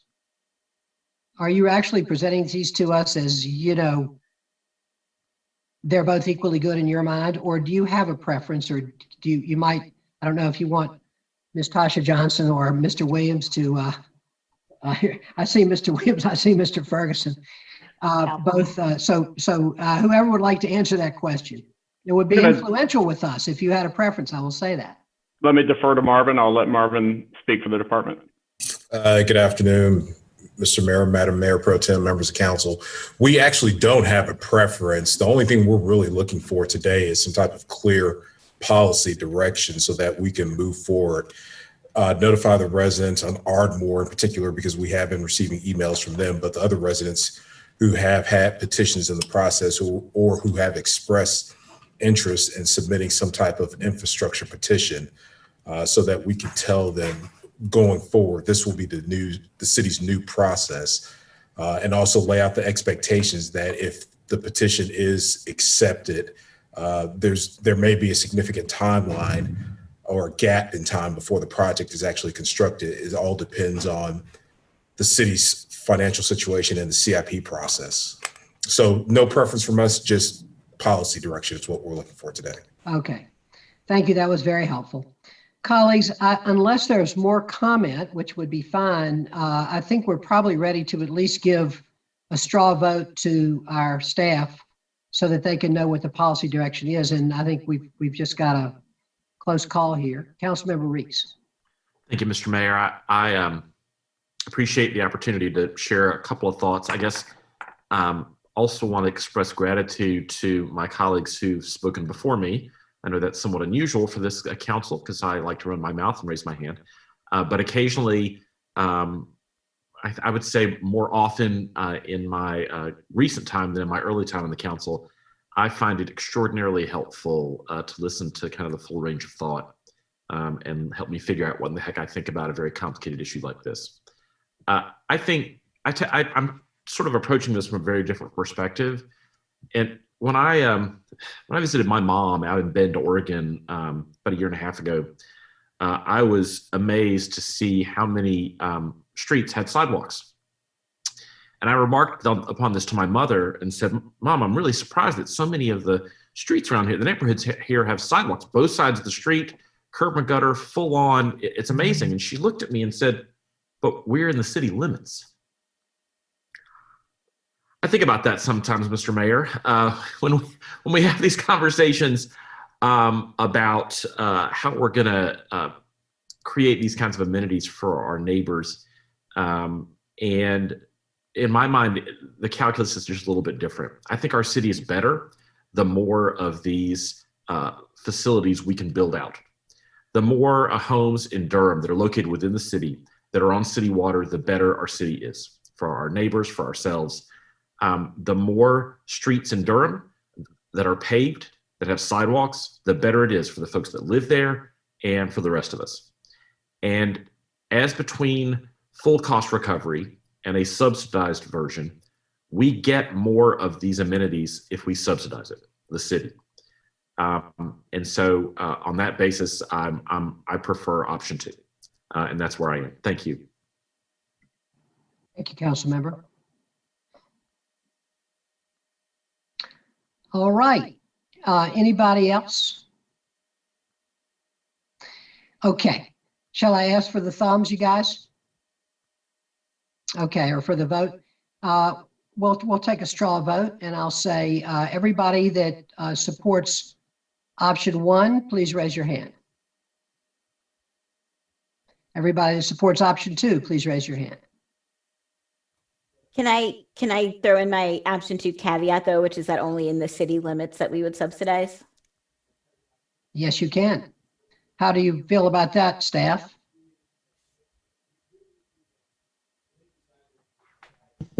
I think that would be completely appropriate. Our clerk is raising her hand. Let me hear from let me hear from Mr. Williams first, and then we'll hear from the clerk. No, my only question is just a point of clarity to make sure we understand option 2, subsidizing only for properties within the city limits, but properties outside of the city limits in the county area, it would be full cost recovery. I believe that's right. Okay, thank you. Unless they were going through the annexation process, I think that's what Mayor Pro Tem mentioned. Right. Yeah. If they'd be annexed, and they'd be in the city. Okay. Yeah. Thank you. Thank you. Thank you. Making sure that that's clear so that when you're sharing that information, that they know that that option is available. We will. Madam Clerk. Mr. Mayor, I'm sorry to interrupt. I couldn't tell who was raising their hands on my screen. I was raising my hand for option 1, and I was the only person that raised my hand for option 1, so you can figure it out from there. Okay, thank you. Okay, colleagues. Thank you. Any other comments on this? Have we done our job, Mr. Joyner? One item is whether or not you would like full cost recovery or construction cost recovery or true full cost recovery, sir. I would like full cost recovery, but I'm happy to hear from my colleagues. Mayor Pro Tem. I would also like full cost recovery. Or the percentage of the full cost that we. I would like to have a range acknowledging that there are areas of the city that's been neglected, so to speak, and acknowledging. So there are streets in East Durham and sewer systems in East Durham where I would just love to have a little bit more conversation about what a range might look like, because I think the full cost recovery makes sense in many of the downtown, very like developed areas. And then there's kind of like these outskirts areas that have remained outskirts because they were oftentimes owned by Black homeowners. That I would think construction costs would be more beneficial to just say it plainly. Any other thoughts?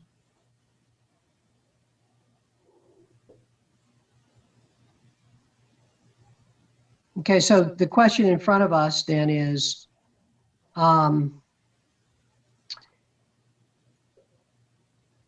when we are recovering cost, or the percentage of cost that we are recovering, do we want to use just the cost of construction to determine that? Or do we want to use the cost of construction plus other costs such as consultants that the city is having to bear, as well as potential easements? What's your additional cost? That I believe is the question. Would you say that's fair, Mr. Joyner? Yes, sir. Okay. Any other comments on that? Councilmember Freeman. Just noting, Mr. Mayor, I would withdraw this whole line of alternate conversation or on the full cost if the city were going to pursue any other remedies around historically disadvantaged property owners, so to speak. Yeah, I think that's why I voted for option one. I think every time that we let people petition and move them up, we undermine the collective decisions that we've made that are made much more on that basis than just some individual jumping the line. But hey, I lost that vote. Okay. Colleagues, I'll now ask if there are two options in front of us. One is full recovery of the percentage that is being discussed. Full recovery meaning recovery of both construction costs and additional costs, or just the construction costs. And I'll say first, just the construction costs. Raise your hand. Okay, full recovery in construction costs plus other costs. Okay, I see 6 hands for that. All righty, Mr. Joyner, now do you have your guidance? Thank you very much, sir. And Mr. Mayor, just for Diana's sake, I'm the one person who didn't raise my hand for either. Thank you. Thank you, council member. Okay. May I ask a question just from my own education as a council person? Sure. Would there be any situations in which we would be doing this in the county without an annexation going on? I'm sorry, sir. Ask that again, please. Would there be times when we'd be doing considering petitions for addresses that were outside of the city limits without an annexation going on? Yes, sir. So typically that is a situation that occurs when you might have a group of folks that live outside the city limits that may have substantial problems with septic systems or water system contaminations that occur. And so they would be requesting usually one or the other type of utility. And only utilities can be petitioned outside the city limits. I want to make that very clear. You can't do sidewalks and you can't do roads. Only water and sewer petitions are allowed outside the city limits. Thank you much. Thank you. I appreciate that. Now I remember. Thank you. Maybe when you first got on the council member, I think we had a group of people come to us from a neighborhood who had petitioned long ago. I remember. And they were from the county. I mean, to be honest, the situation was they wanted our services, but they didn't want to pay city taxes. So they didn't want to be annexed, but they wanted our services. And they had petitioned for them and they wanted us to pay for them. So I think that this is what we've decided on that, I think is good. I remember. It would prevent that sort of thing. Gotcha. And just a caveat noting that I think in that specific case, it was something that was agreed to in the past. And so we just reversed it. So that was a different, yeah. So I hope there's no more that we've agreed to in the past that'll come forward. Well, I think that's our issue. I think that I don't believe that we had, I don't remember exactly, but it came to us. Those were all of them. That there was again? a little bunch. I thought there was just those last, I thought it was 6. Was right when And I was I on think that council. was, I'm sorry. And they were all bunched up. And that was it. Those were the last. I think City Manager Bonfield tried to make sure that of that before he retired, that he covered all of those that we had agreed to in the past and changed our mind on. Mr. Williams. No, I was just going to confirm that we have brought forward all of those older petition projects that came through in clusters. And I think as recently as November, we had the last 2 of those projects come forward for action. So there are no more in the queue. Good. And Mr. Mayor, if I recall, notwithstanding the strength of the financial arguments, I think that those votes really came down to institutional integrity and continuity, just kind of honoring, although we weren't on the council at the time, most of us weren't. You might have been, Mr. Mayor. We're on the council at the time. I think it came down to, if I recall, just kind of trying to maintain the integrity of the institution, our word, even if it predated us, if I recall correctly. So. Probably. I think I probably voted against our institutional integrity that time. All right, colleagues. I do it all the time. It's okay. Okay, colleagues. Thank you. Mr. Joyner, thank you. We always give you the tough ones, but we appreciate you. We appreciate you, Mr. Williams, Ms. Johnson, everybody from Public Works. Thank you. And I hope you've got the guidance you need. And I think we now have to behave once we get these things. We've got a better system in place, and I promise I'll try. Okay. Colleagues, I believe that's it, and I'm going to now ask the city clerk for how we did on our appointments, and then we'll settle the agenda. Okay, thank you, Mr. Mayor. I have council has nominated Laura Betty to fill the category of resident from DHA Properties on the Affordable Housing Implementation Committee.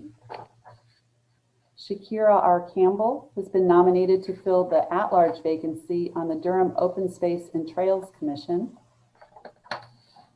Anthony M. Cease has been nominated to fill the vacancy on the Durham Planning Commission.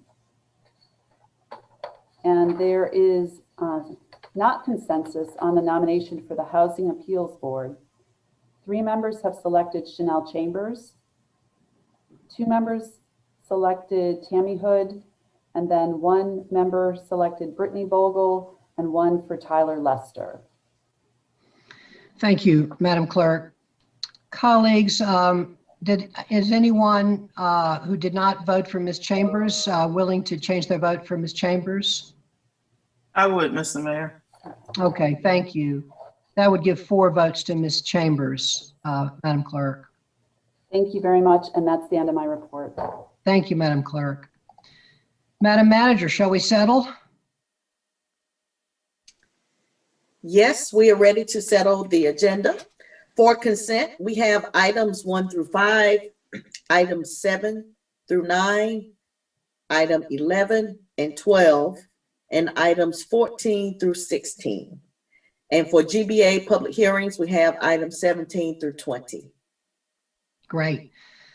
Colleagues, can I have a motion that we settle the agenda per the manager's recommendation? So moved. Second. Moved by Councilmember Freeman, seconded by Councilmember Freeline. Madam Clerk, will you please call the vote? Mayor Schul? Aye. Mayor Pro Tem Johnson? Aye. Councilmember Caballero? Aye. Councilmember Freeline? Aye. Councilmember Freeman? Aye. Councilmember Middleton? I vote aye. Councilmember Reese? Aye. Thank you. Thank you very much, Madam Manager, Madam Clerk. I believe that we have done it, colleagues. It was a 2 hours and excellent 19 meeting. minutes. Wow. Yeah, it was good. We did well, and I thought you guys were pretty brainy. Surprise, Okay. surprise. Yeah, surprise. Policy as love language again, huh? Yeah, right. Exactly. You policy wonks. Okay. Well, it was an excellent meeting, and we'll see you all very soon. And I'm going to declare this meeting adjourned at 3:19 p.m. Happy day. Happy Thursday. Thank you.